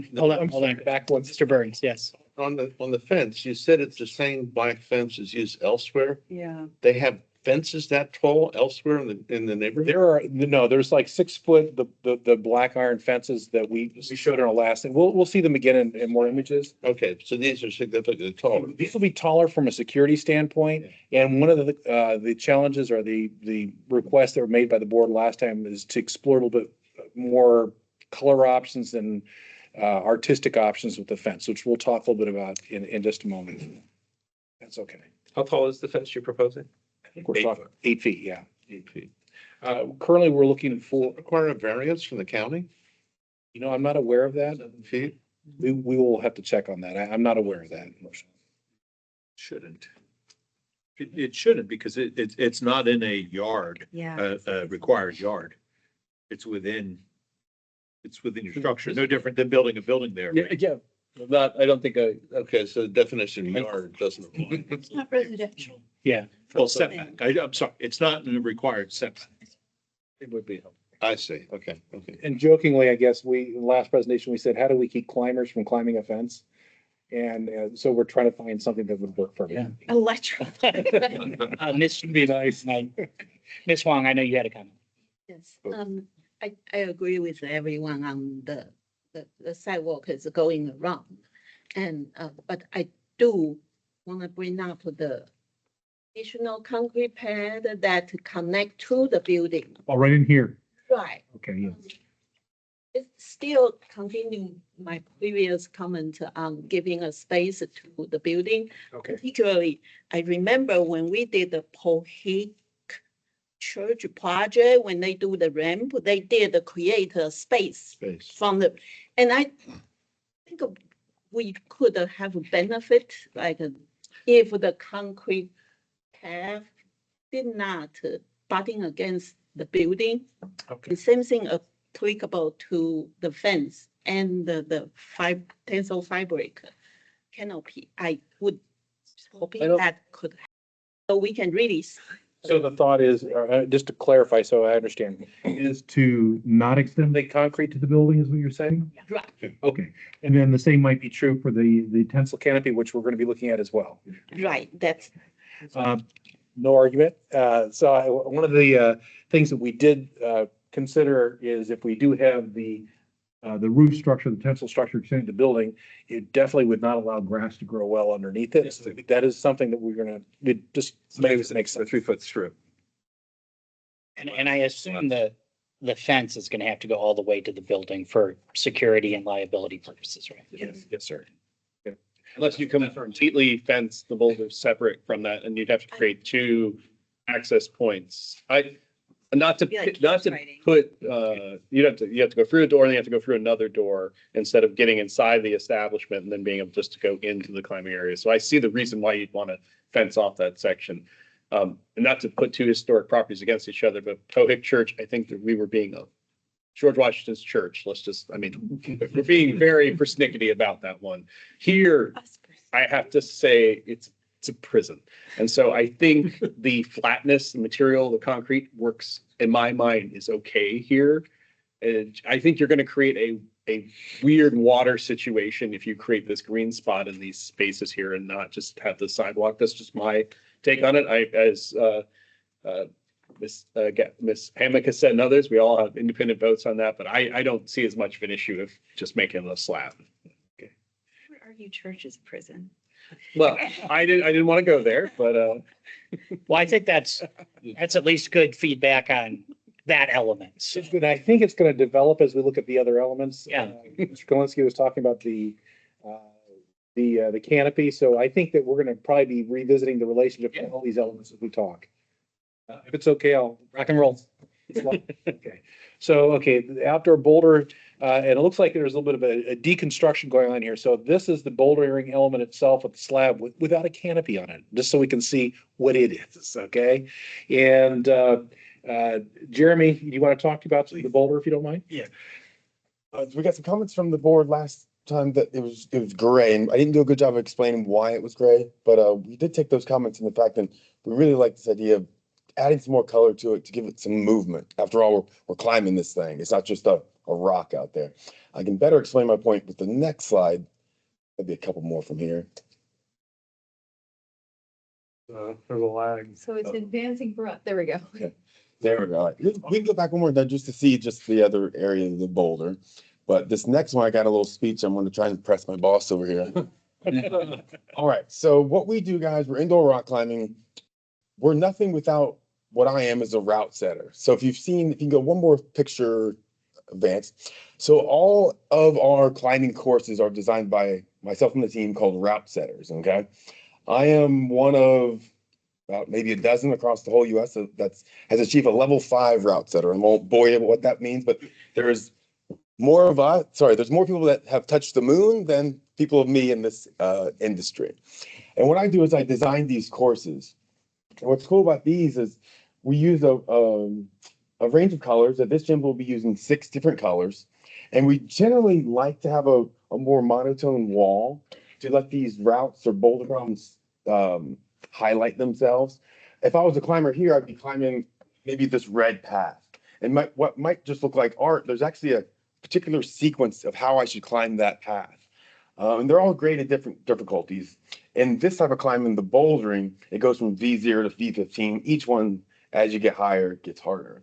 You can kind of tell for yourself that like that one with those white little halos on was probably more difficult than the teal one that has these big oblong things on it. Okay, so that's what I do, and that's what makes 4X special, that we really cater to making these climbs aesthetically pleasing and they feel smooth and you flow through them. So that's what kind of separates us. So when we go back to looking at the actual boulder, we presented it last time was just gray, and we should have probably thrown some holds on there. But I think this will be a good mix of both movement and color on the wall, and then you'll get these splashes of color with the routes. And what's cool about this too is that this changes every 8 weeks. So with everyone in the courtyard and everyone in different buildings, every 8 weeks they get a new art piece to look at. And it won't just be that, it'll be people on there climbing and moving through it. So I hope I've done a good example of what that can look like. Yeah, it's great. I think the pegs themselves are. Yeah, I can talk about the material of the wall. Sold. Because we aren't allowed to use the rooftop structure that was built in, that was really weather protecting. With the sails, there's just no way we're going to be able to weather protect this thing great. So we have to switch to a new product, and it's just our normal walls are a plywood base, and they have a it's actually an aluminum textured surface to it. Really weird, but it doesn't do well outside. So now we have to switch to it's some type of fiber or polyester. Like fibercrete. Yeah, something very similar to that. That'll be the entire boulder, so it can withstand the elements. Did I answer the question? There was a question there. Yeah, no, I mean, for me, we all liked, I remember we liked this draws attention to what's going on, and you can't be more different from the building itself with being a boulder. So and the raised platform, is that the cushioning? So the raised platform is our padding. For every foot of height of our boulder padding, we have to supply a 1-inch foam padding. So our wall's about 13 feet tall. We're going to be using about 13 inches of padding. That's enough padding to stop a fall safely. And what color would that be? We're showing it here in graphite. We find the graphite color hides a lot of our climbing shoes are a rubber, and they tend to skid and they leave these black stripes. Okay. So we like a nice white padding to bring in the light, but it gets so dirty so quickly that we're showing the charcoal. The charcoal's super easy to clean. It doesn't show the rubber marks. And it is a cool contrast between the color on the wall and then kind of Is it like the play surface in a playground? That's just, it's like a poured in place rubberized type surface? No, this Layers is it is a vinyl and top layer and under that is a closed cell foam. Picture a big foam mattress, honestly. Yeah. And it's all seamless, so there's no seam to catch a foot or anything like that. Weather resistant, wall. Yes, weather resistant, and it sits on about an inch of what is a playground piece of equipment. It's a 1.5-inch raised hexagon thing that just brings it up a little bit, so it allows drainage. Yes, sir. Gotcha. Yeah. You've shown images of these walls on interior spaces. Yes, ma'am. When you come back, I mean, this would be like a nice to have. Do you have an image of an exterior climbing wall installed somewhere? For sure, we can get those. Oh, last time? Okay. And then in your renderings, at least one, could you put a person in the scale? For sure, it's all I thought. A person on the ground, not climbing. Yeah. We can both. We can do both. We Yeah. can do both. I mean, it does, yeah, it's hard to realize, I mean, because those aren't small buildings. Yep. That's not, that's, Yeah, it's a nice Big building. size climbing tower. In indoor heights, because we can, raise the padding as much as you want. You can see climbing walls 15, 17, 18 feet tall. This, we thought to go a little bit smaller at that 13-foot mark, just to not oversize the building. And it's a great height to climb for kids, to adults, to professionals. Mr. Burns. Take it back over. Actually, please. A question about the climbing routes. You said you'd change those up every few months. Every 8 weeks is our goal. And so does that mean you have fixed points that you can, or do Sir. you have to drill new holes in? No. I mean, I'm not gonna see this thing. Yeah, I know. We should do a field trip to show you guys what we have. But the climbing panel, every let's see, within a foot square, there's probably 3 or 4 T-nuts, we call them. And our holes bolt to those T-nuts, and we just zip them out, zip them back in. Okay. Yeah, it's really Business model, it keeps you employed. right. And one more comment about Challenge, yeah. why we do the 8 weeks is, we have, plenty of members that come 2, 3, 4, 5 times a night. And for us to always give them new challenges is why they keep coming back. If we are stale with this thing, they don't get changed, there's no reason to come back. Are you planning to light this at all, especially the seating area as well, underneath the canopy? Yeah, I'm sorry, I'm jumping ahead. I think there's one is to be security light, and there'll be other lights which will actually be For aesthetics, so for aesthetics, ground lighting. The uplighting is nice. Yeah, and so we probably have to talk about that a bit more. So we kind of would like to push it down into the landscape. Not that there's a lot of depth to that landscape right now, but the idea would be nice to uplight it and create some dramatic lighting. That I'm sure after we'll call it operational hours, that lighting could go off so that it's not creating a nuisance for the neighbors and things. Is every border unique design? Yes, ma'am, absolutely. And we always get the question, how do you come up with these courses? It's all just experience. I've been climbing for 25 years now. And we've just climbed so much that we know what it takes to climb each grade. Yeah, it's all different. You can never recreate the same climb anywhere else. So Ask what software you use. nothing like that at all. Yeah, on his brain. Yeah, so I've been climbing since I was, 15 is when Spore Rock opened right down the road from me in 2000. And I started climbing there, and, I was a young athletic kid and I got really good at it. I'll tell a story where I won't bother you guys. So I was so young that they wouldn't let me route set because I was too young, but I had a key to the building because I used to work at the thing. So I'd come in and I'd set my own courses, I'd climb them, and I'd have to strip them before anyone found out. See. Well, a year later, someone did find out, but then they gave me the chance to do what I do now, and I've been doing it for 25 years. So do you get paid to travel? Like, are you going to Patagonia, Yeah. climbing, then you're So, coming back? in the level 5, yeah, being the level 5 route setter, I work for a company called USA Climbing, and they hire me to go set all the big national level events, which decides our athletes for the Olympics. So this whole thing has gotten to be, a kid like me can make a living in rock climbing now. Keep saying kid. I know. I mean, I try. Yeah. I think he's a kid. yeah. Well, I feel better at 42. I guess we're. I'm right there. All right. Bob, take back over. Well, if nobody has any more comments about that, Mr. Dunning, go ahead and move along. Replacement. We're going to kind of add elements as we go through. So we'll start. This is the start of the tensile fabric. At this point, there's 2 sails that we're kind of working the 4 corners. We're trying to minimize the number of poles and see what we can do. We were asked to look at adding interest on that. We weren't sure if it'd be a color, the more of the pitch of the sail, shape of the sail. So again, we're open to that, but we're looking at 2 triangular sails is what we'd like to suggest. And whether they're, let's say, something charcoal or graphite and colored so that it doesn't fight with the color of what's going on underneath it, or do we add color to that? And I think, Jeremy, you and Nikolai in our office did a couple of versions of that. Is that right? Yes. Could we advance? I'm Can sorry. I just ask, Please. which one of did you prefer the sails, or did you prefer the thing on the top of the? Because I said they would kind of look like the guard tower. well, unfortunately, and I can say this because the parochial folks down in Richmond aren't here.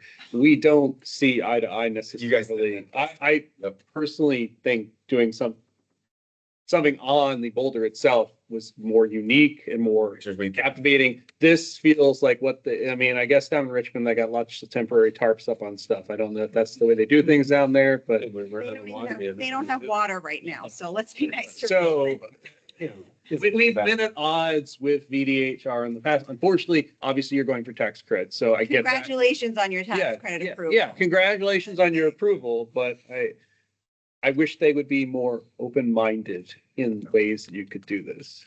So that's, I just wanted to be curious what the applicant's preference was. So this deconstructed view is without boulder, without the fence. And this showing really, it's really meant to show the use of the two sails and maybe some complementary colors or all one color. But we also wanted to illustrate the sidewalk, going back to that again, and introducing a little bit of green in here around the edge. And then really we'd use that to really just seat the poles for the tensile structure. So that way people not walking into them. Let's go one more if you don't mind. Okay, these are representative images of other types of sails. So we figured in addition to what we're presenting here, you can see kind of what others have done outside. You see the triangular shape. So we're looking to do in like kind. There are ways to go through and kind of get a little bit more of a parabolic curve at some of the sails and things. But one of the problems we have with that is we just want to make sure we have good clearance over the boulder so that people aren't touching, grabbing, or anything the sail that's overhead. So we're trying to lifting it out of their way. Can we go one more? There we go. So now we're putting it back together a little bit here. So in this case, we have the sails, the boulder. We showed the fence, and this is maybe a good way to, well, it says fence options. So we looked at how to introduce some sort of an artistic panel to it. So one of the things that was suggested by Sport Rock was maybe a punched metal panel, whether it's black color or something. And the thought was to use something that has more of a nature, whether it's something more like leaf art or things like this. Hard to see at the side. These are leaves, like fall leaves. But the idea would be the first 6 feet of the fence would be vertical pickets. Makes it a little bit harder to climb. And then the more solid panel, thank you, along the top there. And in there, we thought we could, again, either make them white, black, or pick a color that's complementary to the color scheme that's on the canopies as well. I'll stop and give you a chance to respond and open. What's nice about the fence is there's manufacturers that have that fence. You probably already looked at that. And as a landscape architect, we specify that a lot. And I think it's a whole options for this set. I might ask for some options for that too. This is a panel that we've kind of designed together. Yeah. If there's options to buy it off the shelf, that'd be awesome. There are, and we can talk or something like that. Sure. I'm just worried VHR is going to say that's not, they're going to be so traditional. We won't tell them. Well, but they're going to have to get their tax credits. And that is a 5-year redemption. I mean, that's not, because I like it too. I think I say go for it and see what happens. Yeah, and I agree. Oh, yeah. It might be, and I don't want to sign myself up for this. Giving them the Maybe we canopy. need to be more active in saying something to VDHR when we find something supportive. Thank you. Letter of support. And a letter from us to them, or a drive down to Richmond, Well, I think that this is really, as a designed entity, everything's working together as one sculptural element. It's not trying to be false historicism. Look at this historic fence that we've created and put around a rock. So, you could now that you're the chair, we could help you word that better. Well, plus the entire thing is a piece of art. I think that's why you just said it. Then one thing you could say is you could label these as temporary panels if you want to. That's true. The whole thing is. Because it changes every 8 weeks. Well, it seems like that's what VDHR's focus is. My thought is the tensile is they view it as more temporary, and that seems like that's their. Not a structure. Right. Is this a 12-month? You're hoping people will use this 12 months that year? Often as possible. What we liked about that rooftop structure is. They're extreme sportsmen. Yeah, we liked about the rooftop structure is that, let it get wet as much. So yeah, there's gonna be cold and wet days, but at least that rooftop structure will give us less days for it to be inactive. If it stops raining, people will be out there climbing it for sure. It's also shade. Is it to take that canvas down and put it back up? They could do it in an afternoon, not they. Yeah. I'm sure they do it all the time. Because you have to replace it every 5 to 10 years, depends on the wear. So if you could- It suffers fade and Yeah. it's like that, so it'll have to be replaced over time. I mean, again, I'd say again, if you put a structure on top of the boulder's temporary It's all too. temporary. It's all, I- I just don't get I why don't they disagree don't, with you.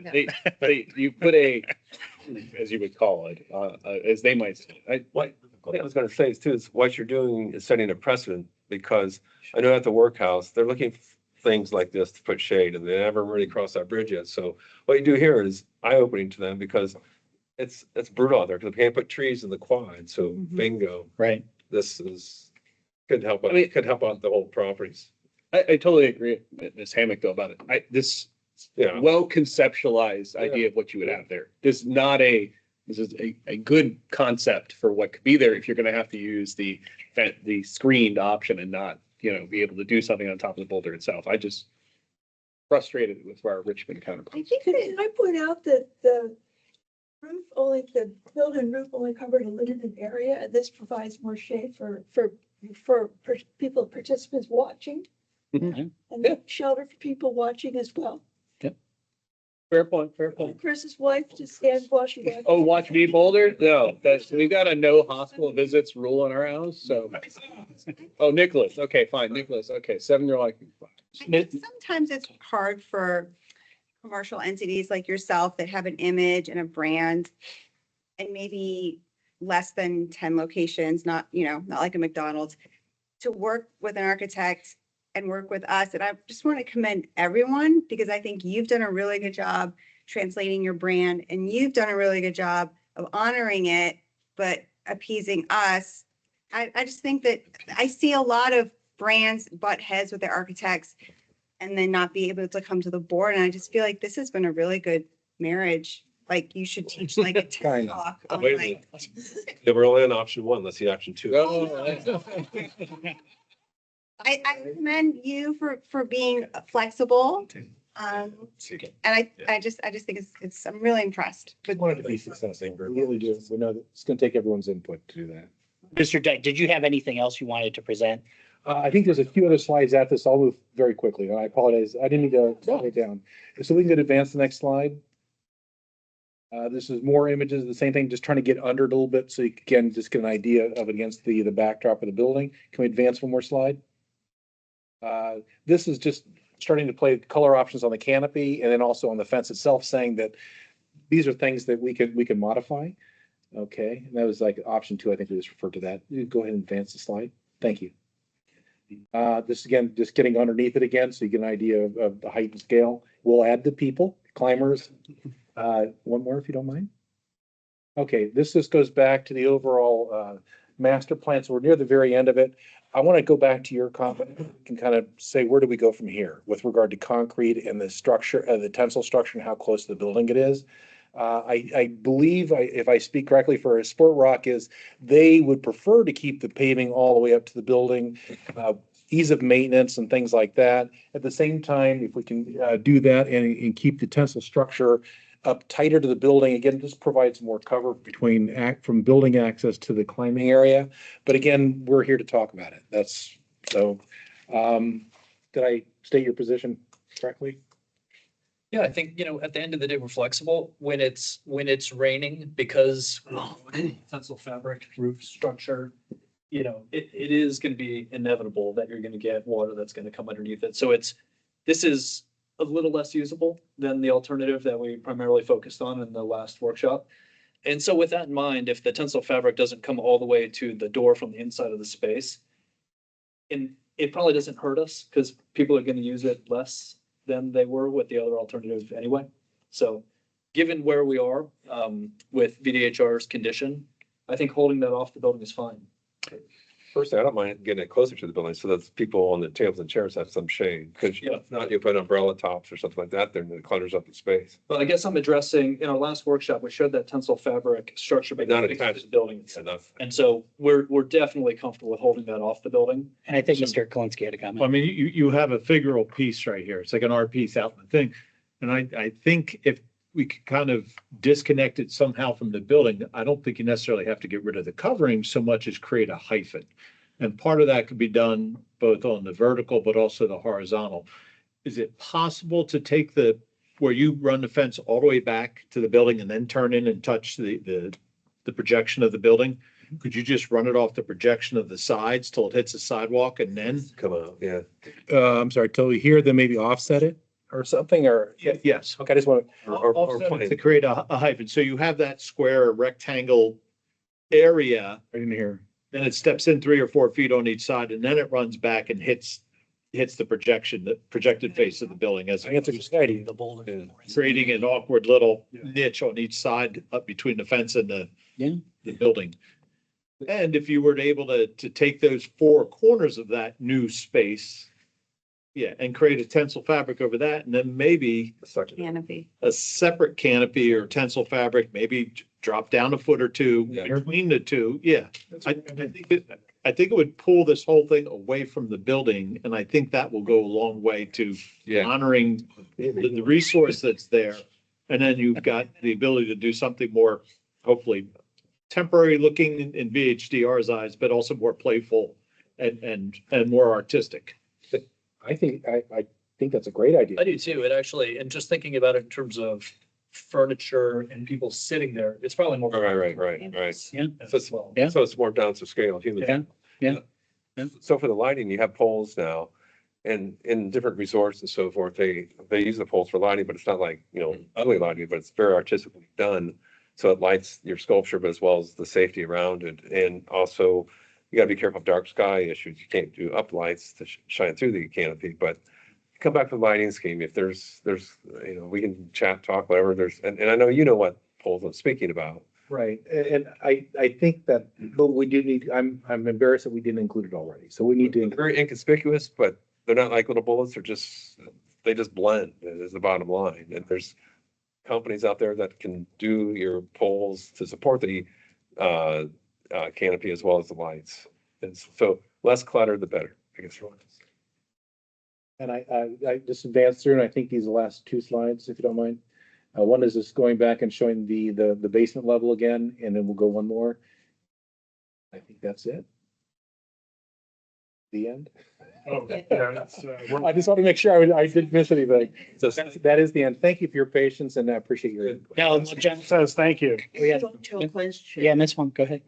One more. Mr. Denning, I think we have one more question. Yes, please. It's gonna miss one. Ben also have something. For the tensile fabric, you have like a steel post goes up to hold everything, and it's cover pretty big area. Right. Would the cable that had provide the counterforce need? Yeah, there's steel cables, and they're tensioned with a special tool, like a ratcheting tool. I don't know if that's what you're asking about. It'll work fine. You're not gonna have obnoxious hardware. I mean, like additional cable that pulling from top of the post to the. No. No? No additional. You're talking about like the horizontal stabilizing for the pole itself. Okay, like guy wires, if you will. Yeah, there's no guy. These typically are set in there and they don't require that. I have. Okay, I apologize. I didn't understand the question. I just want to say, gentlemen, just when you come in and submit your final application, if you could include any correspondence you've had with VDHR, we would appreciate that. And I think Mr. Burns had one more. Oh, yeah, just an observation. The tax credit program has a 5-year recapture period. So potentially after 5 years, if you find that the tensile roofing doesn't meet your needs, you could come back and talk to us about a different covering. Very good point. Okay, thank you.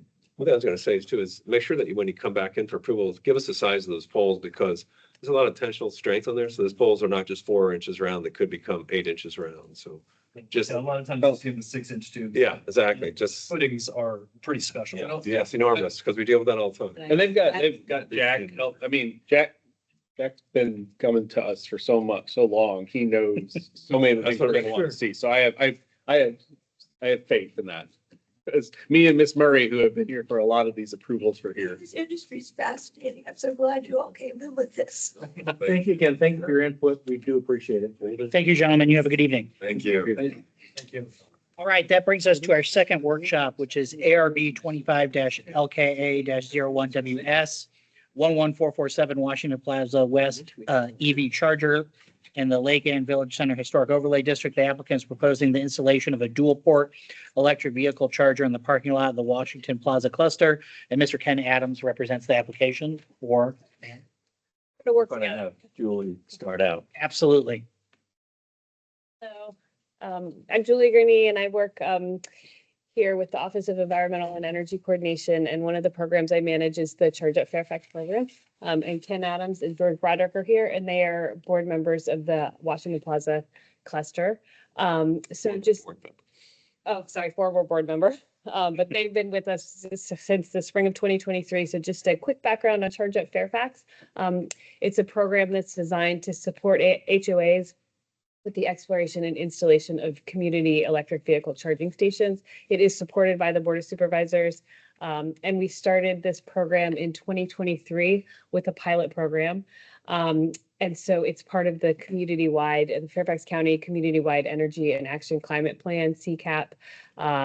And so part of CCAP's goal is to increase plug-in hybrid battery electric vehicles to at least 15% vehicle registrations by 2030. So one of the unique issues if you live in an HOA, in a townhouse, or a condo is not being able to charge in your house. So this program is designed to support that. So Washington Plaza Cluster was accepted into the program in fall of 2023 as part of our pilot program.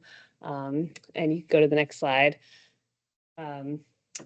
Quick overview on There's a lot. What's going on? There's a lot. just how the program works is the community starts by exploring their community, discussing with their community their needs. They then apply for the Charge Up Fairfax program. And once accepted into the program, they receive technical support. So they get an engineering visit from county staff and an engineering firm, and then they get a feasibility memo. And this is kind of where this community is at now. Started reaching out to a contractor. They have a contractor selected. They've got plans ready to go. And that's when they discovered they were in the historic overlay district. So that's why we're here. So if you can go to the next slide. So this is the area you can see on the right. That's the this is the Lake Ann Village Historic Overlay, and my red circle there is where they're planning on installing the dual port charger. And that's a picture of the actual space that it's going to go in. It's going to go kind of between those two spaces in the grass there. Is that right? Right there, right there in the grass? Yeah.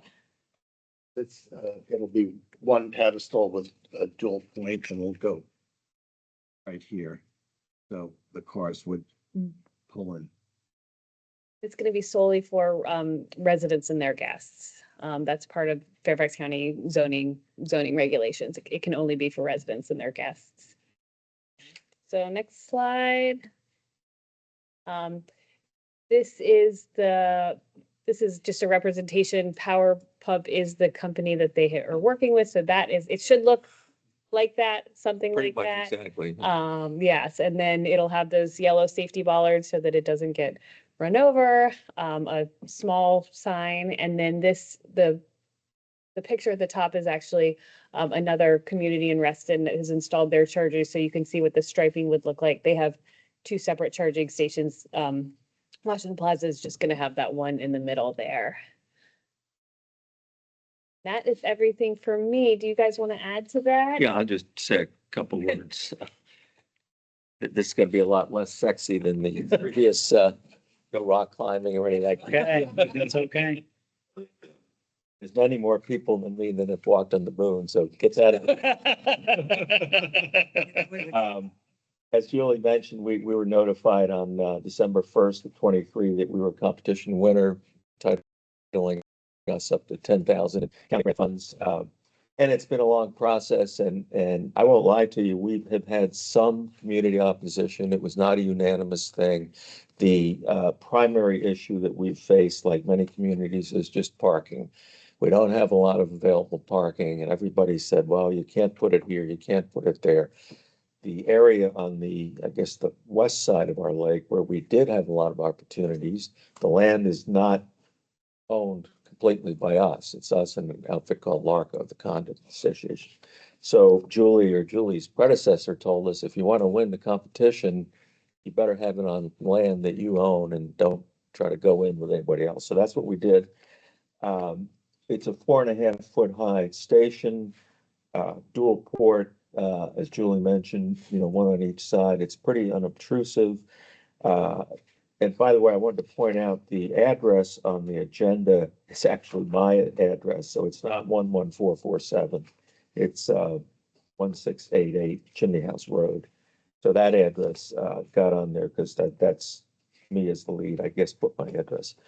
And we selected these spots primarily because it was the only place we felt that they could really go, kind of toward the back of that lot on the east side of our Lake Ann, where there is a little bit more available space. And it's kind of out of the way. As Julie mentioned, this is not going to be open to the public. It's restricted to our residents and their guests. So by putting it kind of in the rear, you keep it a little more, unobtrusive.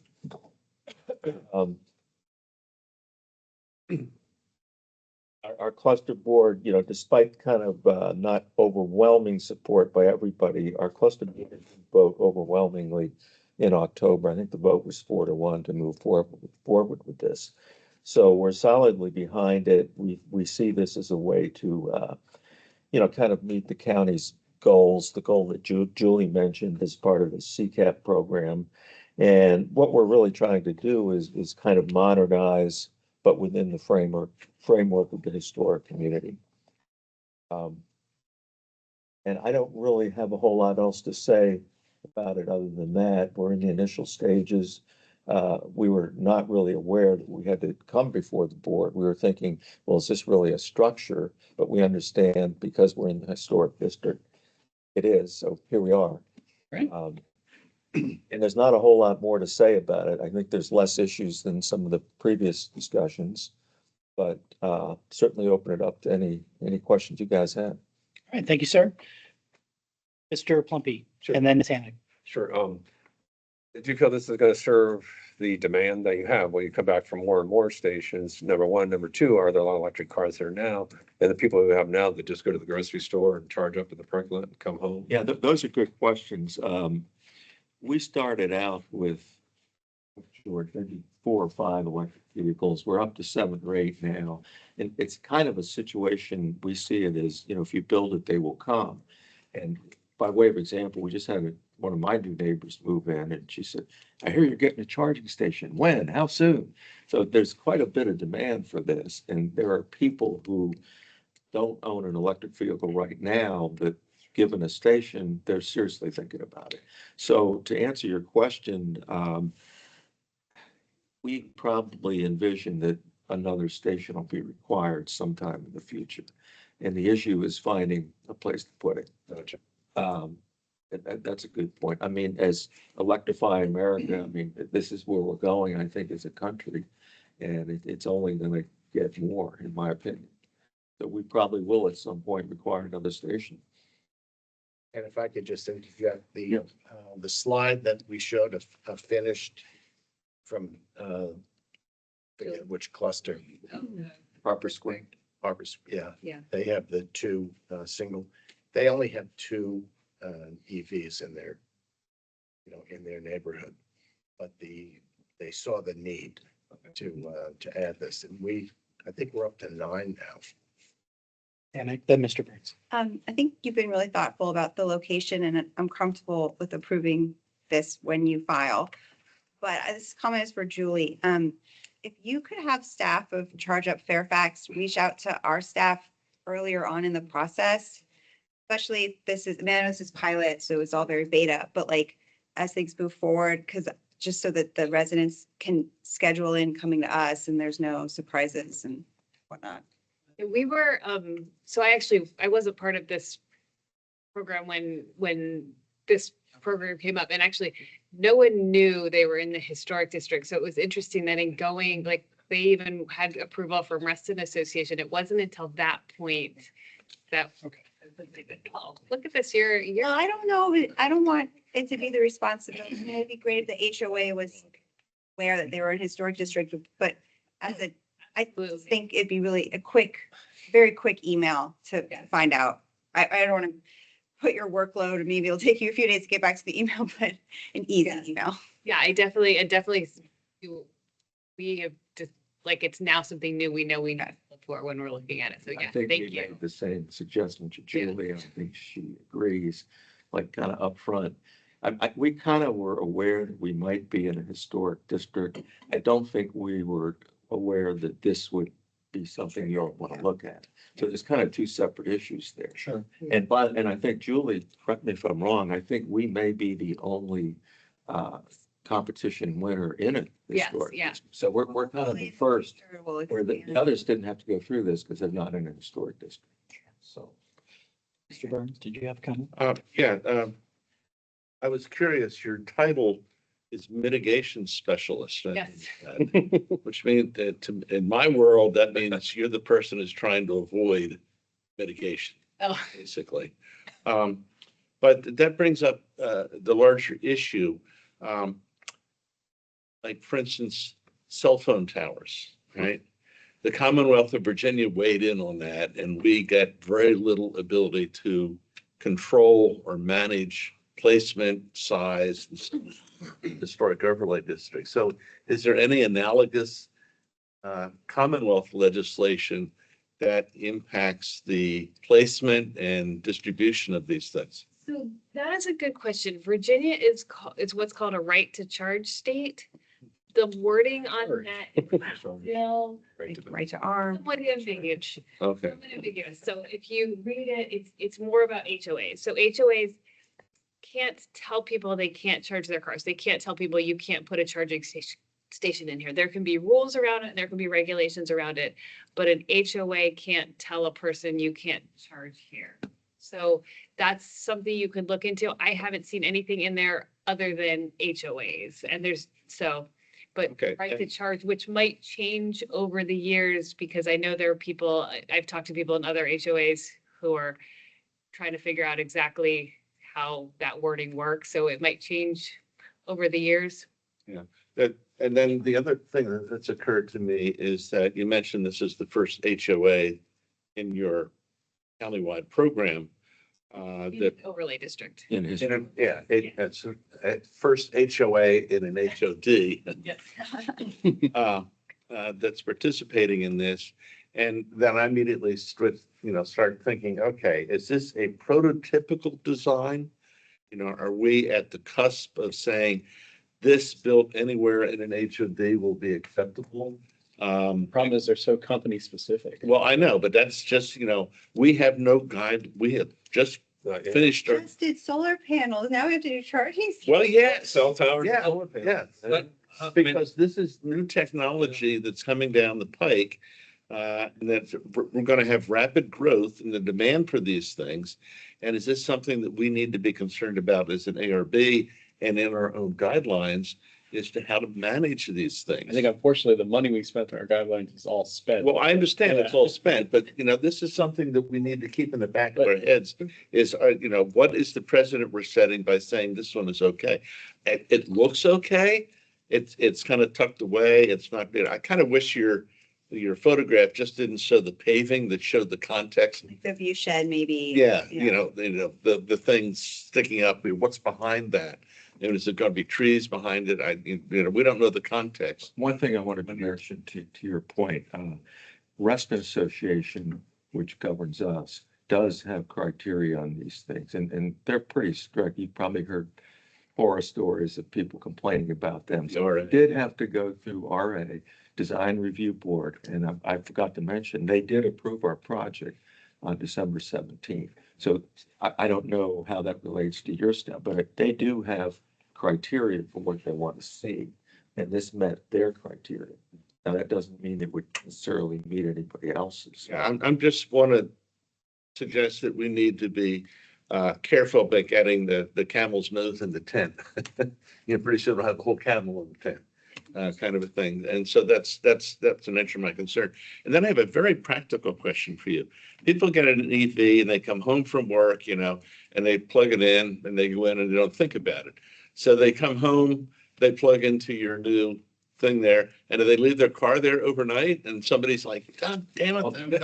All that is within our control. Right. In other words, we, You guys are gonna have to deal with it. we have to deal with all that. That's on. Now you got 7 folks you're gonna have to circulate, right? Around 2. Park, Right. Not our problem. park across the street at Harity and you leave your car plugged in and your car fills up, it then starts charging you a certain amount every. Overcharge. Mitigation. I've seen them in the garage. Yes, so. Okay. You can disincentivize people from leaving it, and you could say $1 every 10 minutes, you can say $50 every 10 minutes. It's gonna be up to them. Okay, it's like they do with childcare. Well, and not only that, like, we get to set price that we're gonna charge people. Okay. And electricity, you guys probably know, is pretty dirt cheap. I think through Dominion, it's 12 cents a kilowatt hour. And there are places that charge 40, 45 cents. Now, I don't think we're gonna go that high, but the point is, we probably will make, we're not in this to make a profit, but we will probably have some excess of revenue there that will help. You'll have to, Phrase them. you'll have to maintain the site, you know, keep it clear. There's very little maintenance. I mean, it kind of sits there. Does the company maintain it, or do you have a contract with that company to maintain it? Generally, yeah. So they'll have a contract, either like a 5-year or a 10-year contract where that company will maintain it for that. Warranty and servicing. We don't say it doesn't. Okay, so it's a subscription service. Yeah. Feel free. But on your note, I think, number one, I'm happy to be your go-to person. You've got my email if you have, if this comes up again, or people doing charging stations, I'm happy to talk to you more about it. There's a lot that goes into figuring out where those charging stations go. And the one thing is, obviously, they need to be connected to electricity. So looking where Dominion has their lines. So, you know, there might be the perfect spot that's already visitor parking and no one parks in, but if there's not electricity close to it, you're gonna spend tens plus thousands of dollars tunneling to get your power there. So. It's the tunneling. Yeah. Transformer that's the most expensive one. And by the way, none of us are electricians, so we just volunteer. Right. I've learned more about this than I ever thought I would have to, and I still don't know much, but you know, here we are. Hey, volunteer sounds familiar. That's familiar to this board, right? Yeah. Mr. Daniel. I like that it seems like the spot that's getting it looks like it was being retaken. So it seems like, at least in the picture you shared, it looks like a motorcycle spot, given how much leaf litter and other stuff's on it. So it seems to give a space that maybe now you're like, look, we'll actually use this spot more to its efficiency. I mean, we had another option to kind of, long story short, you know, create another parking spot.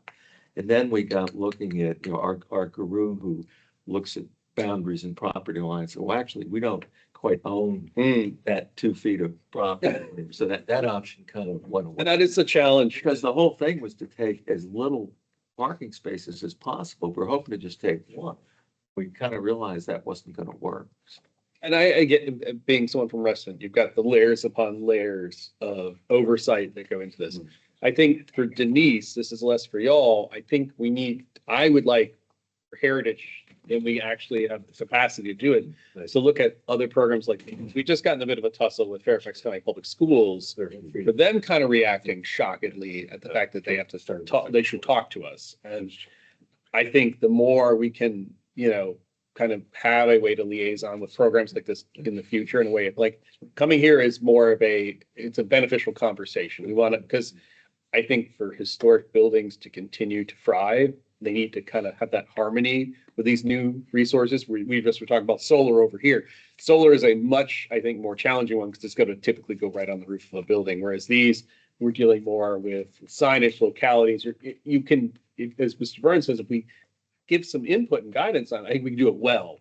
And this can be something of, hey, we can add these in historic overlay districts, and this shouldn't be a challenge compared to someone puts solar panels on the roof of a building. In Reston, it's a little easier because there's lots of flat roofs, but you know, some of our neighborhoods, it can be garish looking if you don't do it right. So That's more for you, Denise, and the obviously overstressed time you're having right now being down a person, that the more we can think about how we help these folks know when they should come to us. Oh, it's a, you don't know, me, it is.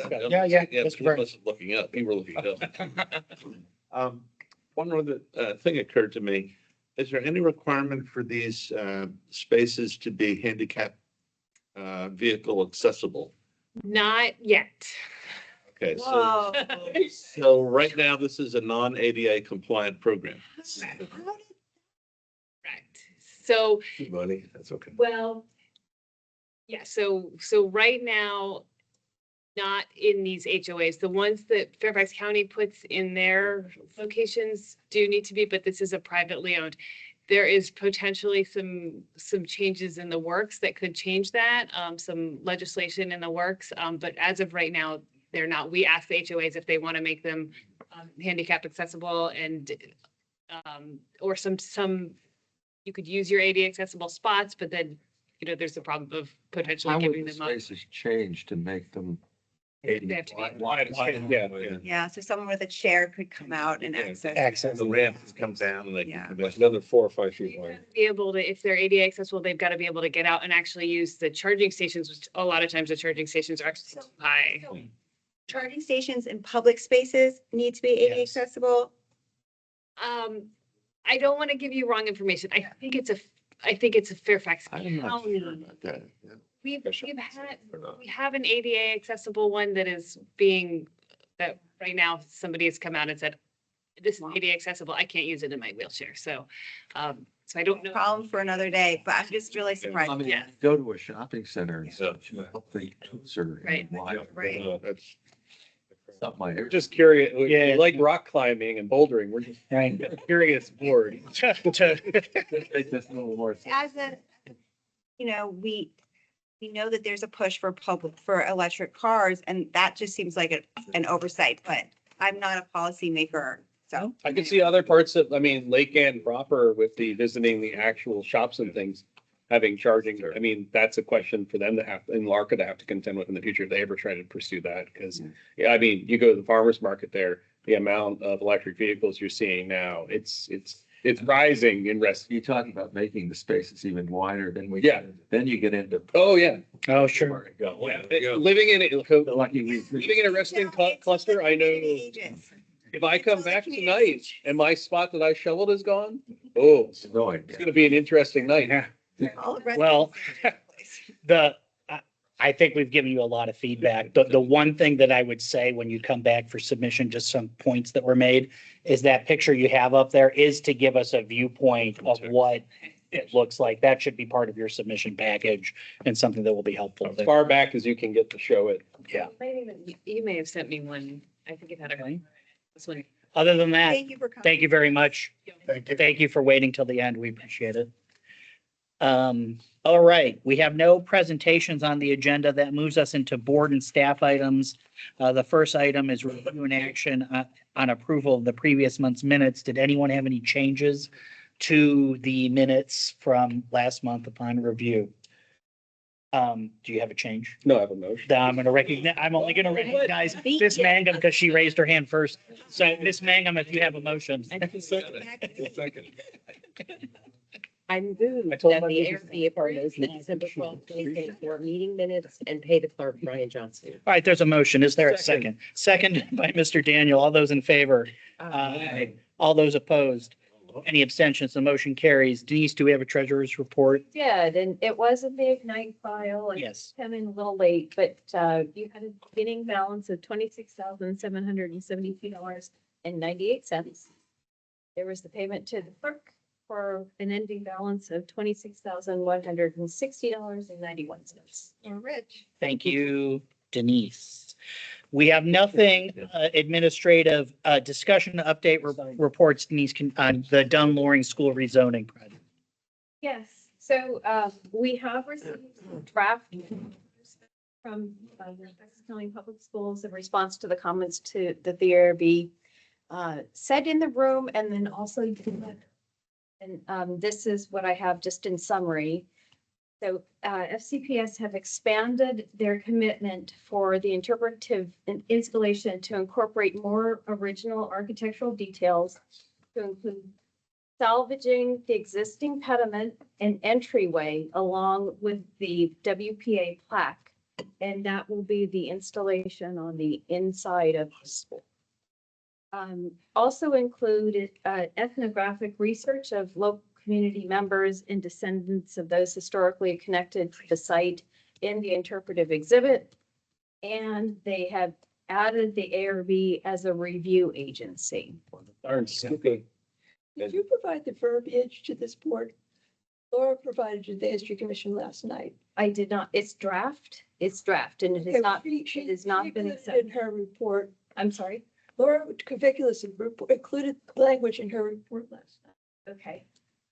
And it was more detailed than what you just said. It should not have been included in that. Okay, report fine. Because Never mind. You can forward it us. I can forward it. because it is drafted, it's still under review. I will write draft on it. I'll just pick it up. So Denise, did they increase the number of brick from 50 to? There's no longer a mention about the number of bricks. Thank you so much. There are more bricks than men on the moon. I knew, I just, we talked about it in my. I gotta say, I'm Mr. Daniel. Yeah, that's really good. so angry when I wrote that letter. So I was so Pretty good. I was so mad when I wrote it, and I read it a couple times, and I'm like, because it was pathetic when they came and talked to us. They sent these perfectly nice fellows, perfectly nice. They were. Poor guy who They just put the started his job. architect out I there. know. Well, yeah, and he got sent to the side eventually, but the poor guy His who's like, I've been here for what, 3 months? And he's like, he's got no idea what's going on.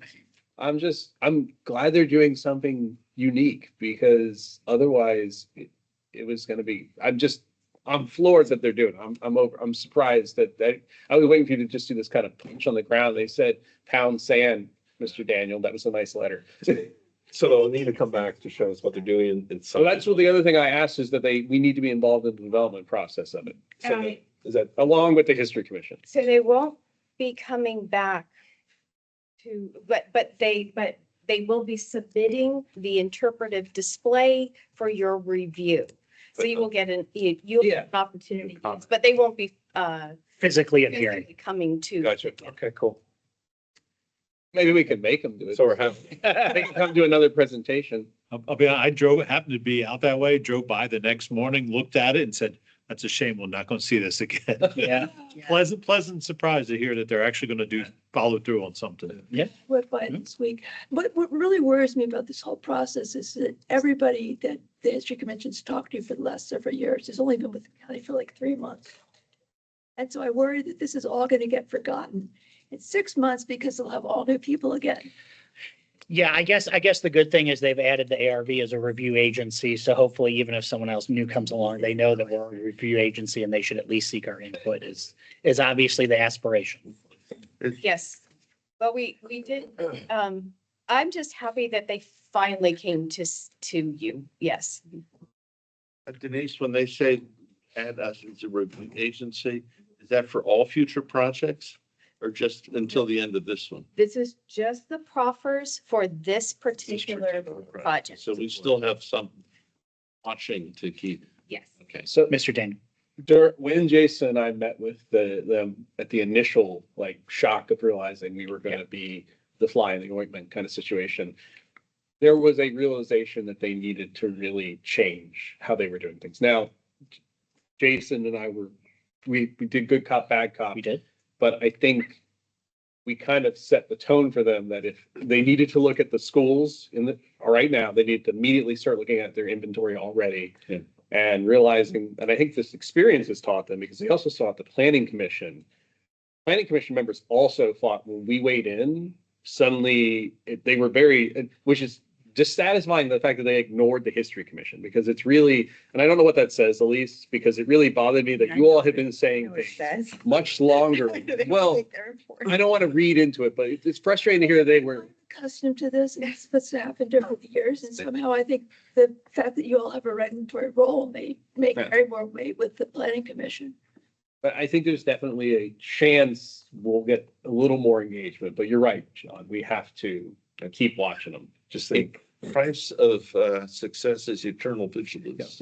Well, I was thinking like it'd be such a good graduate student project to do a context study and inventory of Fairfax schools. Like we have, local campuses for UVA Tech, George Mason, like, and I don't know. I didn't bring that up during records. I was like, wow, that'd be like a great thesis even, and we get free work.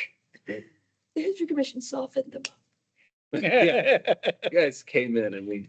Fair enough. Well, I mean, as you saw from Chris's letter, he was the good cop, so you can only. Good job. All right.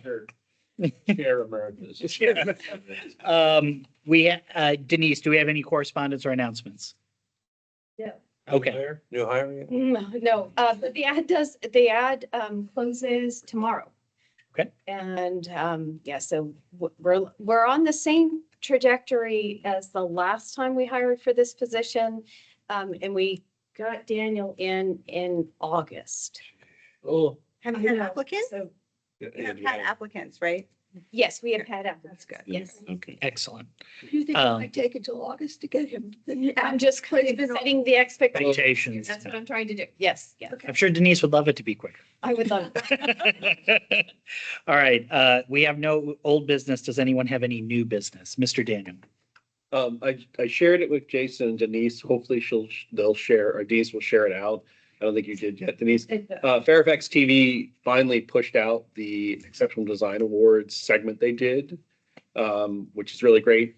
And not just because I'm in it, but I think it's a really great piece about the 40-year celebration of the Design Awards. And it talks about it's got a bunch of great pictures. It shows a lot of the buildings that have gotten it. So they just send out a link. It's circulating on the TV channel. So it's not that long. You don't have to put up my mug for long, but it's pretty cool. So that's all I gotta say. Thank you, sir. Mr. Plumpy? Yeah, I was at the workhouse recently and just report that, the buildings are still falling down. Oh. Even more, like the smokestacks or the boiler stacks on the, it's now almost at a 90 degree. And so I think from the county standpoint, I know that they are thinking of, I think I was at a board meeting, I'm on the board there, and they said that the county has money now, they're gonna replace windows in the old gymnasium because the windows are all shot out. So they're gonna try and do some of this stuff, but I think we need to be somehow a little bit more vocal, and I don't know how we can do that in lieu of going there to have a meeting there and say, hey, let's take a tour first, and then just kind of hear a voice, but The governance structure at the workhouse is very different from the penitentiary. I know. I mean, there are financial Private incentives, defender, for those guys to move forward. And they're less so for the county to move. Maybe forward. highlighting the success, like once this rock climbing thing is in and the tax credits, it'd be like a great case study. I mean, so many people turn up their nose at tax credits, don't want to do the paperwork.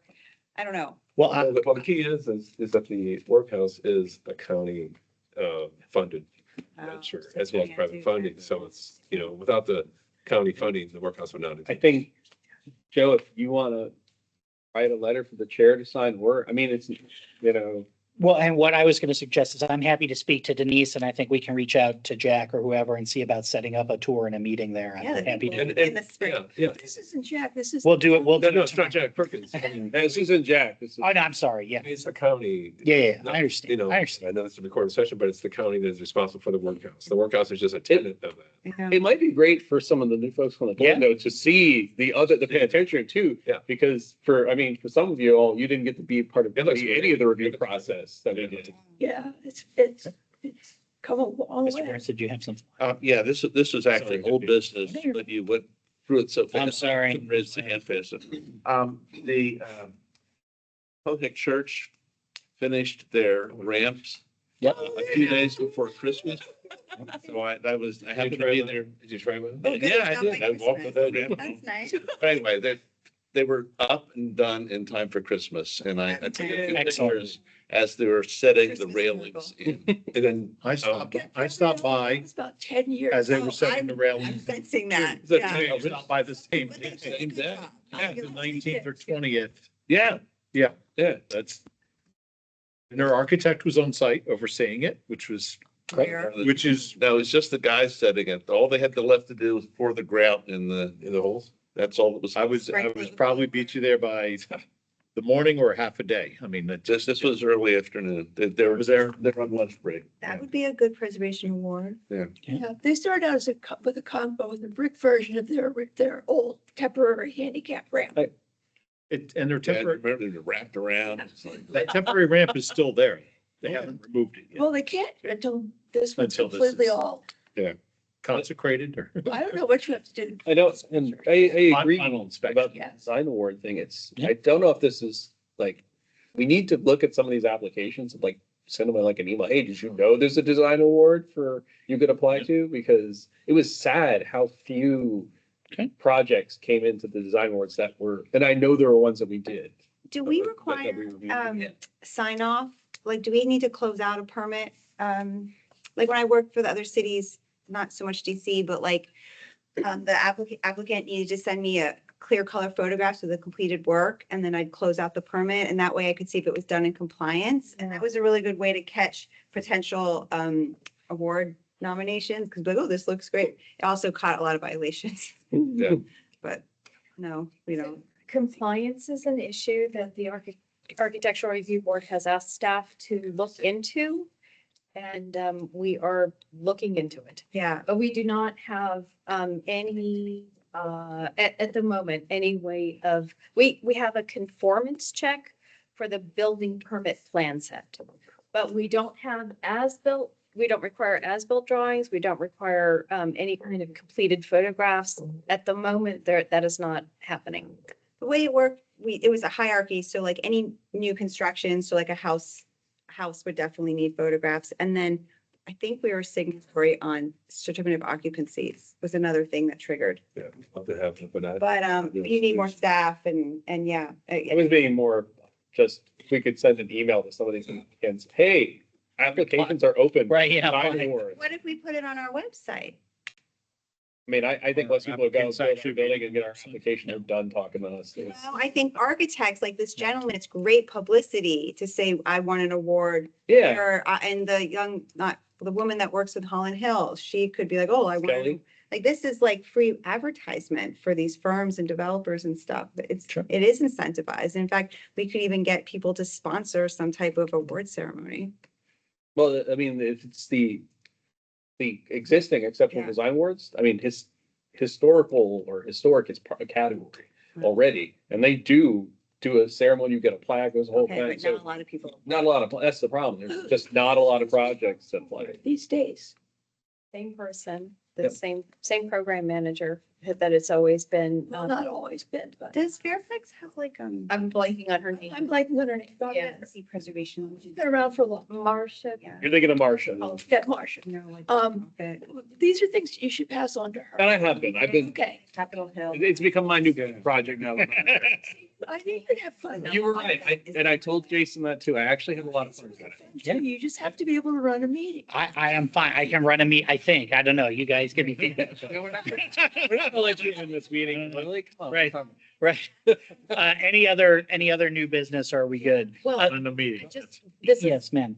as we're considering setting, I don't know if we're gonna call them guidelines, but if you're thinking about ways to set guidance on things like electric vehicle supply exemption, equipment, I did want to bring up that the agency that Chris and I work for wrote an exemption, which, different ball of wax. It has to do with section 1, whether it's going to require section 106 review, but there are 6 criteria that are listed out in terms of minimally invasive, ground disturbing, complementary colors, keeping the lowest profile possible, but they're very generic kind of things that you could make recommendations to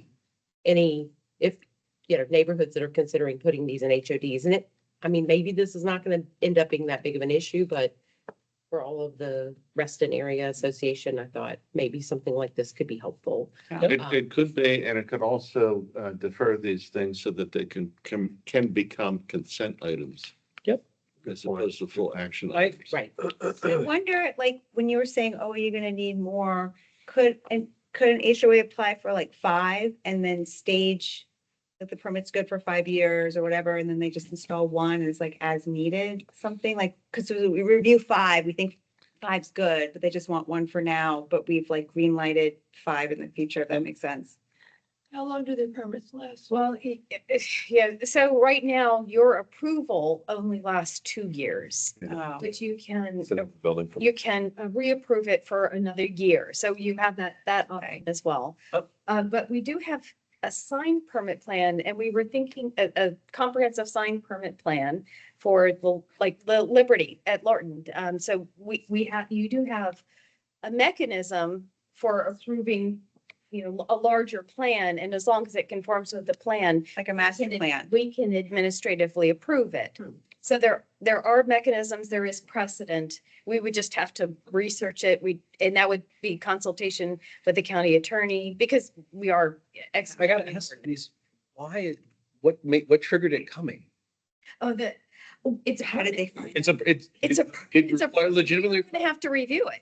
Okay, no, well, Doesn't it? there's so many other things that happen at those places that don't trigger a permit. It just surprised me that it triggered a permit. Well, even the door replacement, we looked at it, and it is actually for an interior space, but because it had Door, extensions, they have to come. Okay. So That was all I wanted to know. There was the word permit in there. is the Like, permit, yeah. so many things in the roadway and utilities area that get a green light to just do whatever they want. I know. Like you said, with the cell phone towers, it's like, I figured this is one thing where someone's just gonna tell us, you don't get a say in this, we're installing a charging station.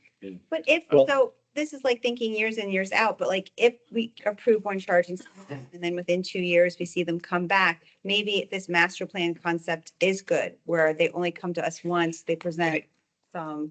I guess I don't think it's a bad idea, but as someone who practices law and represents homeowners that fight against HOAs, the number of HOAs that there are and the number of plans that there would have to be, I don't know that it would be Work efficient, I guess. Consultation with the county attorney would be required. Yeah, right, fair enough. Ms. Mangum's right, though, building something off that exemption language and maybe building it into our guidelines in the future might be easy language to look at. I did make a note about an addendum to the current design guidelines to maybe look for EV charging stations. So, yeah. The world Okay. we live in. Yes, Mr. Burns. The question, is it building permits that trigger review or trade permits also? Trade permits are considered building permits. So, okay. But Somebody comes in and they're gonna put a Tesla battery pack on the side of their house, that should trigger a permit. I would say that not all trade permits, however, come in with plans. So they're not all reviewed with full plans. The only trade permits that we see are ones that come in with plans to review. There are some that are auto issued, essentially. Okay. All right. Well, I want to thank everybody for making my first meeting relatively painless. It went a little longer than I thought, but that's okay. That's all right. I would entertain a motion to adjourn. So moved. Thank you, Mr. Burns. All those in favor? Aye. All opposed? Any abstentions? It carries.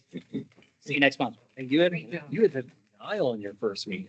I know, right? Yeah. That's big stuff. You. Jeez.